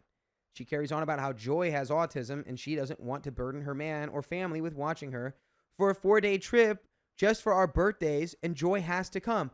Now, hold on a second. Jeez, dude. You literally just othered your own daughter because you're like, oh yeah, my autistic daughter that's like such a hassle that no one likes. I wouldn't want to burden anyone with my daughter. It's like you're exposing yourself. It's time. It's bin time. We are cutting Kitty off. I am tired of the argument, so I told her it's up to her. I'll find my way to New York without her if need be. And she says she isn't going to go and to enjoy my child-free weekend. Okay, great. A few days later, she makes a Facebook post saying something like, I will never pick someone over my child. If people don't want to be near your child, they shouldn't be near you. I'm so mad because she's subtly talking about me and making this about me not wanting to be near her daughter. So I follow her lead and make my own post saying, inviting yourself to an adult-only birthday bash and demanding you bring your daughter is crazy. We don't need to do this. I know this is petty. You know, at least you know it's petty, but you didn't need to do this. Just cut her off. While I'm talking on the phone with Autumn about both posts, Kitty calls us on FaceTime. I answer and she's going off. You're a coward. You could have tagged me. Well, you subbed me, so I subbed back. If you weren't a coward, you would have commented under it like I did on your post. How am I a coward for doing exactly what you did? I'm not scary and I didn't invite myself. That's a lie. And she was hung up on the fact that I said she invited herself. I assured her that she did. I told her we made plans before we even started talking to her again. And she said that was a lie. Later, Autumn confirmed that that was the truth, and we had even told her that previously. During the call, she told me she was going to make a post and tag me, and she did. She posted screenshots of my post saying she didn't invite herself, and that I was using her as a ride and refused to accept her daughter. You offered to be the driver. She said I disrespected her man because I didn't understand that he works and needs sleep. She said I was childless. She said it numerous times and didn't understand mom guilt. We went back and forth in the comments, but there was no point. She ignored all my points. I told her I could really air her out, but I wasn't going to because at one point she was my friend. I eventually untagged myself and she deleted the post and unfriended me. She told Autumn she was just as bad for defending my behavior and unfriended her as well. But by the way, you never have to unfriend us. You can listen to full episodes of stories like this on your favorite podcast platform, iHeartRadio, Spotify, Apple Podcasts. Just search OK Storytime, and you can listen to the whole kit and the caboodle. We have a little bit more story left. I assume that this is going to end up being, and I'm done with her and I'm never going back, which is the right move. And I'm hoping with this last little tidbit that you have a wonderful birthday with with Autumn and your friends who are your friends. Happy birthday! Many of the comments on the post before she deleted it were on her side, praising her for being a good mom. I felt like I was taking crazy pills while reading it. At this point, I know the friendship is over. There's so much more I could say, more examples of her being unkind, unapologetic, toxic, and downright mean. I take accountability for ignoring her toxic ways, making excuses. But if I can end a marriage, I can end a friendship. Am I the a-hole? I don't think so. Maybe you were a little petty, but you're not the a-hole. This woman's intolerable. You're not an a-hole. You played her game a little bit, but you're out of the game. Good job. How could I have made things better? Should I have just allowed her daughter to come without asking her to ask for babysitting? No. And was I a bad friend for not telling her about Autumn's spicy sleep? I appreciate any comments. Thanks for reading. And that's the end of that story. Thanks for your story. Thank you for your story. We really hope, I mean, we've said our piece. We really hope that she's no longer in your life. The people that were backing her up, those could be her friends. Great. Yeah, and you don't have to concern yourself with that. You know, it's just internet, Facebook nonsense, block her, close the screen, move on. What's the point? Yeah, I'll tell you, I'm a cat person, and that's the one kitty I don't like. Oh, boy. She's just being a sister. I know the title sounds bad, but hear me out. I, 32 female, have 5 children. Their age range is 12 to 5 years old. I work 2 jobs, one full-time and the other part-time. I do get a lot of help from family members with the children, so that's always amazing. With all my children, I've been talking to them about their body, what consent is, and what is appropriate and inappropriate, touches/secrets. So when the oldest turned 9, I shifted that conversation with her to the way her body would start changing and the things she'd experience, yada, yada, yada. By the way, this comes from user EasyOceans9661 on the r/comfort level pod subreddit. And if you want to submit your own stories, why don't you go down to the r/okstorytime subreddit. When she was 10, she started complaining about cramps and pains in her stomach. So we talked about her cycle, what to expect. I helped her pack a feminine care bag with pads, wipes, and new underwear, and a baggie for the old ones, and liners that she could carry with her while she was on her cycle. She didn't start until early this year, just before her 12th birthday. During this time, I went out and bought at least 12 months worth of care products for her because the kind she likes is not always in stock. I kept them inside my closet, but showed her where they were when she needed them. I also gave her a box to keep in her room so she wouldn't have to go back and forth every day. A box usually lasts 2 cycles, so 2 months. It's been about 3.5 months since then, and she came to me saying she needs more products because she's low. Thinking she meant the second box I gave her to keep in her room, I went inside my closet to grab another box for her. To my shock, she only had 2 boxes left. I'm sorry. What? I asked her what happened to all of her products. Lo and behold, this child has become the pad dealing fairy at school. She is a popular kid, so a lot of kids talk to or want to be around her. Some of her friends have also started their cycles around the same time she did. Because of this, she's been passing all her products out to them since then. I told her that there's nothing wrong with helping your friends when they're in a rough spot, but she doesn't need to be giving all of her products away or taking her products with her when she doesn't need them. About a week after that, she came to me saying she needed more wipes because she was out. I know that was impossible because 2 days prior, I bought her a box of wipes. I told her as much, and she said, well, my friend needed some wipes because she asked me for some. I said, so you gave her the full box? And she said, well, she needed them. I explained to her again not to hand out all of her products to her friends. Said a bunch of things, but ended saying if she needs a wipe, give her one for now and maybe one for later. Same with the pads. It is not acceptable to give her a full box because now what are you going to use? She said, you can just buy me some more. I feel the need to say we're not struggling financially, but for me to continue to buy that many extra products would put us in a bind eventually over time as they're not cheap. Anyway, at that point in the conversation, I did become frustrated and raised my voice to her. I said, I'm not their parent, I'm yours. It's not my job to make sure they have feminine products, underwear, or anything else. If your friends are on their cycle, I'm sure their parents know, and their parents can do their job and buy their child what they need. You and only you are my responsibility. I will not keep buying extra products for you to just give them all away like money is easy to come by. I work hard to make sure you have what you need, and I will continue to do that because, again, you are my child. I will do what I have to do to make sure you have what you need. I will not have this conversation with you again. Stop giving out all your products.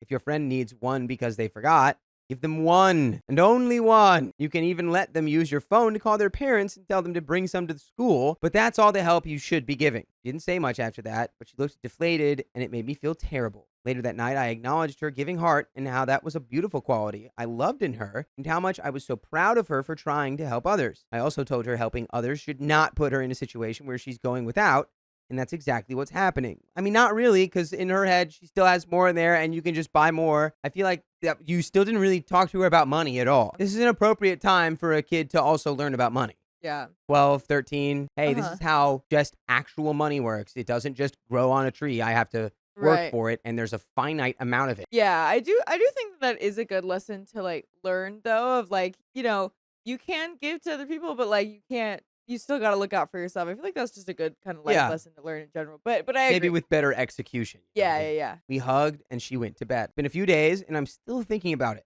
Was I too harsh on her? Should I buy one box specifically for her to give out, but tell her that after that box is gone, she has to wait 4 months before I buy another for her to pass out? How should I approach or readdress the situation? Should I just leave it where it is? Am I the a-hole? And we have an update, but folks, what do the ladies have to say here, huh? Because I got nothing.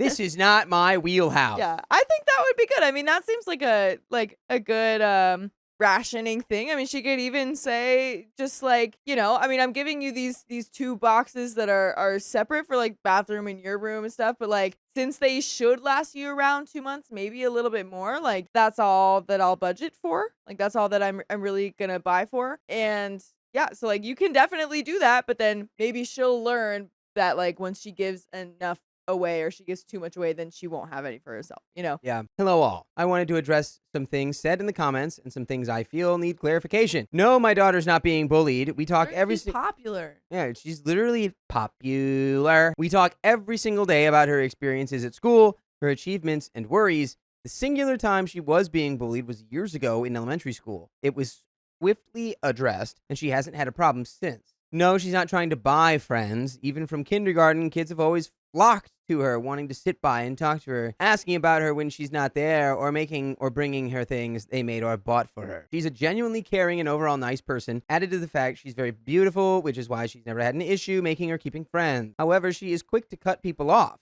Trait she got from me, lol. So the notion she would just do things just to get friends isn't true. My daughter has done some type of sports since she was 1. The team she's on now, she has about 6 girls she's closest with currently, and these are the girls in question. They all do not have their cycles at the same time, which is why she was carrying pads every day to help whichever one was on.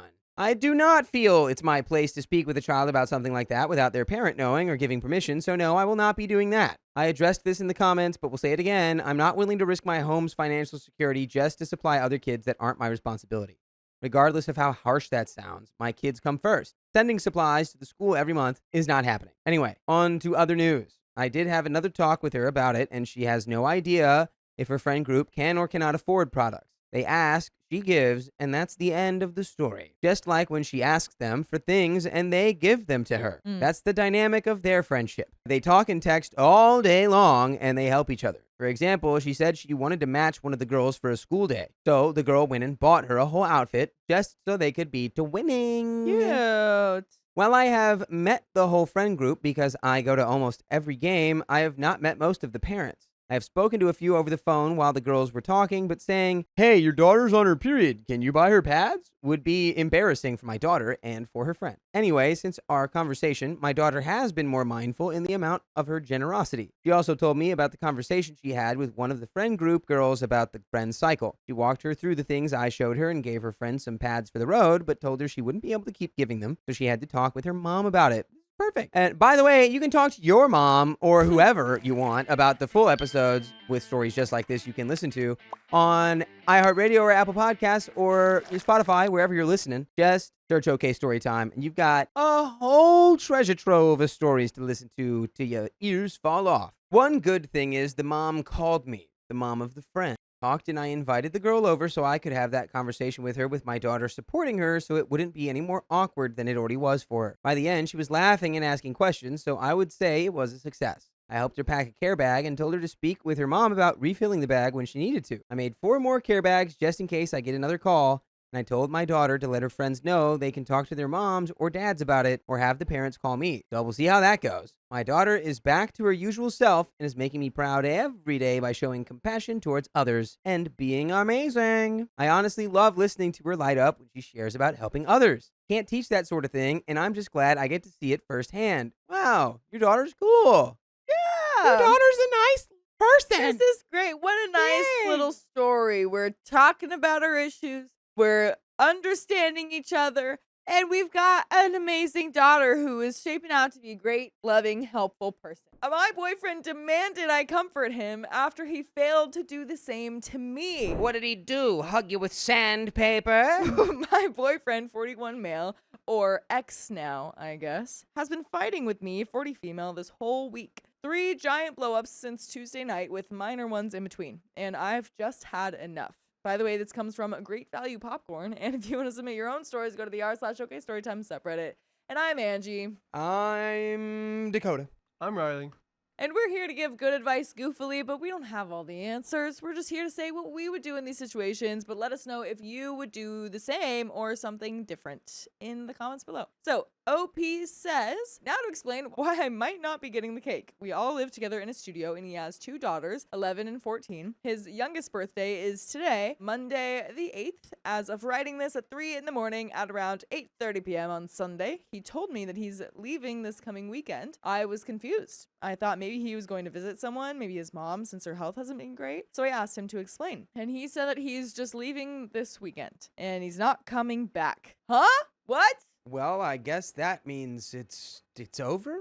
I'm not leaving on a trip. I'm leaving you. I'm leaving forever. I was just like, okay, that's your decision, I guess. He wouldn't say where he was going, just that he's leaving and he won't have to pay anything to live there. And that's when he started berating me. What? So many insults came at me. I didn't know what to do. So I just kept saying to go. I don't care. I'll give him back partial rent and he can leave. He's pissed about having to pay rent here. He holds it over my head all the time. For 4 years, I've been dealing with these types of blow-ups, and somehow I got roped into taking care of his 2 kids on a regular basis. This includes driving them everywhere, to and from school, the store, playgrounds, anywhere. I also spent my EBT, I'm disabled, on them. And any money that I've gotten, at least some of it has gone to him or the kids. I'm the only one that cooks real meals. I'm the one who does most out of the cleaning. But to him, no, I'm lazy. All of this, and he still expects me to pick up his kids this week and get the cake. But what if I didn't? His actions are going to directly impact his kids. Okay, I'm guessing one of the kids' birthdays coming up. This is the cake that we're getting. That's the cake.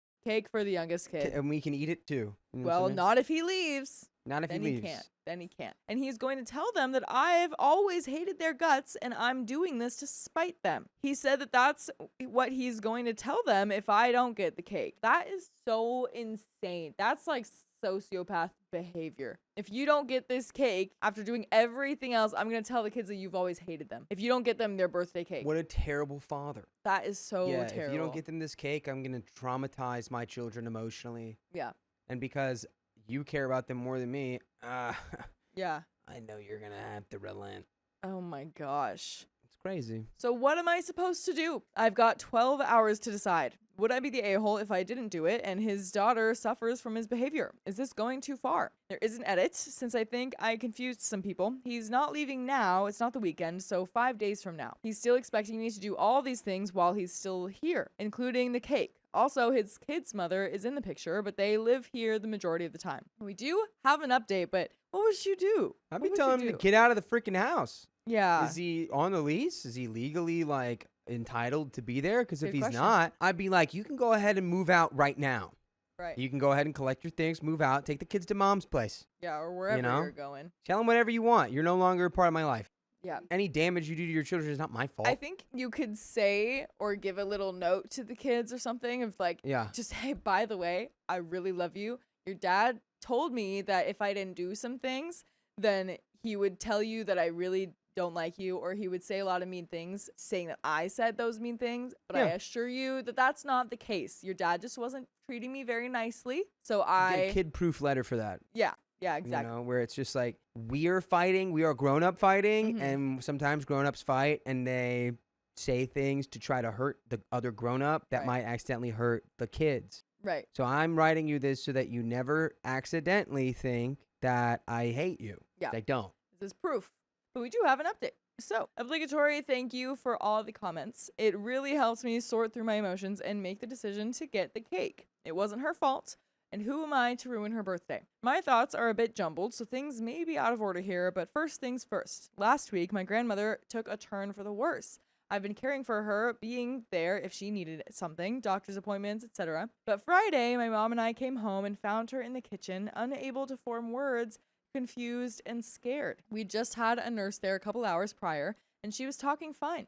Her health issues are aplenty, but this was completely new and completely out of nowhere. So I took responsibility for her medications over the weekend. The on-call doctor said that she didn't need to go to the hospital. I don't know why, so we managed at home until we heard from her primary, who said that she should go. Sunday afternoon, paramedics took her to the hospital. I bring this up because of what happened mid-Monday morning after my first post. I was coming back home and my mom called me. Apparently, doctors are now saying that she is at her end-of-life stage and she is to come home, will be kept comfortable, and is predicted to pass away within the next week. Oh my gosh, and this is the week that he's leaving too? So much in 1 week. Oh my goodness. So of course, I'm crying when I walked into my apartment where my soon-to-be ex is sitting. I'm still talking to my mom about plans and how things are expected to go. He hears me. I know he hears me. And when I get off the phone, he asks what's going on and I tell him. He gives me a touch of sympathy and I just told him that this will be one of the hardest weeks of my life. She's expected to pass away. I will be caring for her around the clock with her nurses. And he's been arguing with me and now I have to deal with him leaving and the stress of that. This is the perfect time for him to blame me, I guess. But whatever, I just let him talk. I had been up for nearly 24 hours straight. I'm exhausted. I'm hurting, and my gosh dang period just showed up. So F you, bro. Shut up. What would he even think to blame you for in that moment? What could he come up with? So creative. He's gotta be. Oh my You goodness. were born. You were born. Boo. Ah. It's your fault. I just really don't like that you're crying around me. It really is bringing down the mood, and frick you for that, honestly. So I left for an hour or so. When I got back, I find him crying on the bed. I feign empathy and ask what's wrong. Apparently, his mom is in the hospital. She's been having mental health issues and went MIA for a couple weeks. Her apartment was a mess. She hadn't been paying rent, and his sister is trying to get power of attorney because she's deemed a danger to herself and others. I don't know what the F is going on, and he's trying to get me to comfort him. All I can do is sit there, stare off into the distance, and silently cry. And I'm not sad. I'm effing angry. I'm angry at him for wanting me to do what he was unwilling to do for me as I talked about my grandma. The longer I listened, the more upset I got, and I distanced myself. Eventually, just tuning it out and letting him deal with his emotions on his own. I can't handle him and mine at the same time. Anyway, we've both gathered ourselves, and it comes time to pick up his kid and the cake. She wanted to choose her cake, so I took them to the store, but I stayed in the car. I was so tired, I passed out for the time that they were in there and woke up to my own snoring just before they got back. Thankfully, that gave me just enough energy to get back home. We got back home. I pretended everything was normal. We did the cake when his oldest got home. She's in middle school and gets out an hour later. We lit the candles, sang happy birthday, opened gifts.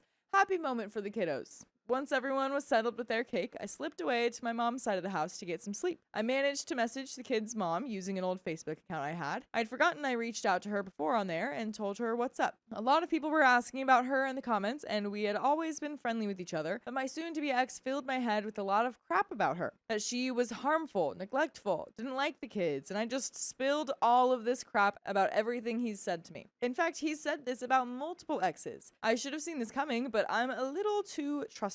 It turns out it's all lies. Lies and deception. Lies, Zamanelli. Today, Tuesday morning, I took his youngest to school. Her mom wasn't able to get here early enough to do it, so I did it for her. Not for him. She's going to have to pick up the slack, miss work, etc., so I could do it one more time. Afterwards, soon-to-be ex is sitting on the other side of the room with his oldest, and I'm eavesdropping. What's he doing? Bashing me to her. How he was the one helping me, and that sometimes you help someone and it blows up in your face. And that I'm punting him out. I'm the reason he won't see her for a while. I'm the reason he'll be homeless. But he was the one to tell me that he's leaving. So I messaged their mom and just asked her to tell them the truth. And by the way, I will always tell you the truth when I say that you can listen to full episodes with more stories just like this one on Spotify, iHeartRadio, Apple Podcasts, or whatever your favorite podcast app is. Just search OK Storytime. That's right. There's a little bit more to the story, but, well, I'm glad that maybe the mom can do something with the kids and can, reassure them of the truth. I think at this point, you put on a bunch of green witch makeup and you put on the pointy hat. Yeah. And you just go around going, yeah. I'm making your dad homeless. yeah. And then the kids will be like, oh my God. Yeah. She really was a witch. There you go. She was a witch the whole time. And then you this go, is crazy. You yeah, no. and then you leave. And then you go, get out of my house. Right. No, all you can do is just be like, well, this guy is a cartoonishly bad father. He's literally emotionally scarring his children. Yeah. By saying this stuff to them. Yeah, dude. And giving them trust issues. So I think all you can do is just tell the ex-wife and like, look, he's saying all this stuff. Can you please set it right with your kids that I don't think that way and that their father's a scumbag? Yeah.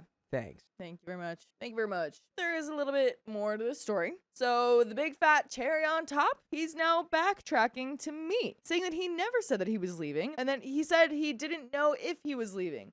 He's, quote, scared of what's going to happen. He doesn't know this person he's been talking to or if they'll even let him live there. But I told him, tough effing crap. Maybe, just maybe, if you didn't make your bed, you wouldn't be lying in it right now. Pack up and go. So here we are. A lot can happen in 24 hours, I guess. I can't wait until this weekend comes. I'll be spending most of my time with my grandma or my mom, and he can be here alone, taking care of what needs to be taken care of. And in the future, somewhere out there, there's going to be a woman who thinks that I chased him with a chainsaw. And that's the end of that story. Stepdaughter's mother is furious that I'm the one walking her down the aisle. Who does she want to walk down the aisle? Trigger warning, substance abuse. For background, I married my husband, Frank, at 24 years old. He was also 24 and had 2 children from his previous relationship, a daughter, Cindy, 6 at the time of our marriage, currently 22, and son, Max, 7.5 at the time, currently 23. By the way, this comes from user Inner Research 8819, and if you want to submit your own stories, go to the r/OKStorytime subreddit where this story was submitted. And we are here to give you good advice, goofily, but we don't have all the answers. We only know what we would do. So if you would do something different, let us know in the comments. And OP says, their biological mother, Stephanie, who was the same age as Frank and myself, decided at 20 she was too young to be a mother. She and my husband separated, and Stephanie gave up her legal rights to her children. My husband's family stepped in to help him during that time. I lived several towns over and met my husband in passing, and it was magical. We built a wonderful home and family together. I adopted his children and became their mom. Aww. Now for the tragic events that occurred. Oh. 10 years into our marriage, my husband suffered a severe back injury. He received surgery and was doing well with physical therapy and his doctors. We thought we actually beat this, and it was a small setback in an otherwise healthy relationship. Unfortunately, my husband became addicted to pain medication and passed away several years ago. God. The memories are still painful, and our children are still struggling with the memories of their father. I have always said to remember the man he was prior to his substance use disorder and passing. I do blame myself in the end for asking him to leave. It was too much on the children and myself. We tried rehabs, methadone, NA, you name it. If it was available, we tried. However, the toll of maintaining a household and making sure the children were well cared for was too much. It broke my heart. I blame the doctors, and I blame the companies for making those pills. And I blame my husband for not being honest and telling me sooner about his problems. I still love him and remember the man he was before all of this. I mourn the loss of that man the most. Now for the current situation. My daughter Cindy is getting married to her high school sweetheart and love of her life. Cindy has been through a lot and has been my greatest friend. I'm so proud and grateful for her and my son Max. If it wasn't for them, I wouldn't have been able to survive and thrive after the loss of Frank. Cindy's wedding is in a few months, and even though her biological mother isn't in her life, except for the random cards and calls, she did invite Stephanie to the wedding as a guest. Stephanie is remarried and has a new family of her own. 2 twin boys, aged 10, and a husband named John. Cindy asked me to give her away at the wedding, as well as being the mother of the bride. I was proud to give her away and share this special moment with her. I was a supportive mother of the bride. I let her choose the dress and didn't interfere with anything. This is Cindy's special day. Now, this week, coming to my house, Cindy was in tears. Her mother called her and was furious that she was listed as a guest on the invitation and not as her proper title as mother of the bride. Cindy said her mother was furious, but she didn't care. Stephanie was never there, and she didn't see her as her mother. Yeah. Because she gave up her parental rights to be your mother. She's on, I don't know what she's on. Cindy said she was upset over the hurtful words Stephanie said to her. Once I got Cindy calmed down, I asked if she would like me to talk to Stephanie about this, and Cindy agreed. Cindy said if Stephanie was not going to be supportive, she's not welcome anymore. I called Stephanie as soon as Cindy left the house. Stephanie answered with, "Oh, it's you." I told her to excuse herself and check it. Stephanie said she would not because I'm stealing her rightful place. Her only daughter is getting married, and she's not listed as the mother of the bride. It's bad enough that I'm giving her only daughter away, but it's wrong that a barren woman is stealing her only daughter. She said that I should have had children of my own if I wanted to be a mother of the bride. Stephanie, shut up. You should have been a mother of your kids. Yeah, Stephanie, literally. You have no place to talk. You have your words have no value. You are irrelevant to this conversation. I hung up after that and texted Stephanie that she's no longer welcome as a guest at Cindy's wedding if this is how she feels. Cindy, Max's, my mother's, and my own phone are being spammed by extended family members of Stephanie's family. This includes Stephanie's mother, whom Cindy or Max have no type of relationship with, and various other family members we do not have a relationship with. Cindy and Max want nothing to do with Stephanie. But, by the way, you should want to listen to full episodes with stories like this on your favorite podcast platform, iHeartRadio, Spotify, Apple Podcasts. Just search OK Storytime, and you can listen for hours and hours. We have a little bit more story. Yeah, no, she's not coming to the wedding then. If she doesn't want to behave, stop being a little poo-poo, Stephanie. You didn't ever act like a mom. You gave up your rights to be a mom. Yeah, you didn't raise you her. Fully said, you weren't don't there. want to be a mom. So why now do you feel entitled to be the mother of the bride when you weren't there ever? It's just for show at this point. My mother is another story. My mother wants to compromise with either us acting as co-mothers of the bride, or if I give Cindy away, maybe we should just make Stephanie mother of the bride. My mom isn't one to have conflict with strangers. Myself is another story. I am Team Cindy and told her I will do whatever you need. Cindy said Stephanie is a guest or nothing at all. My mother and father are helping to pay, and they insist we keep the peace. My mother said I don't understand what Stephanie is going through because I have never birthed a child. I am very close to writing my parents a check and paying their share. Any advice? Yeah, I would do that as well. Yeah. For your own mother, again, to throw it back in that, well, you haven't had children. It's like she gave up her parental rights. She signed away any obligation or responsibility she had to this child. Yeah. And now she wants to come around like she's her mother. You have to raise somebody to be their mother. Yeah, coming out of this person doesn't just automatically be like, yes, you have all the rights of all the last years that you were ignoring me to come back and be my mom. Maybe it would be different if there wasn't, OP in the picture and it was like, oh, well, I lost my father. Now I guess my estranged mother is coming back into the picture and it's better than having no one. OP is Cindy's mother for all intents and purposes. These people are insane. Yeah. Cindy's wedding, too. Like, if Cindy's telling you that that's what she wants to do, that's what her wedding should do. It's Cindy's wedding. Yeah. I don't know. Let Cindy walk herself down the aisle if she wants to. But she should get what she wants. So if you love us, make sure you subscribe. We love you. And see you tomorrow.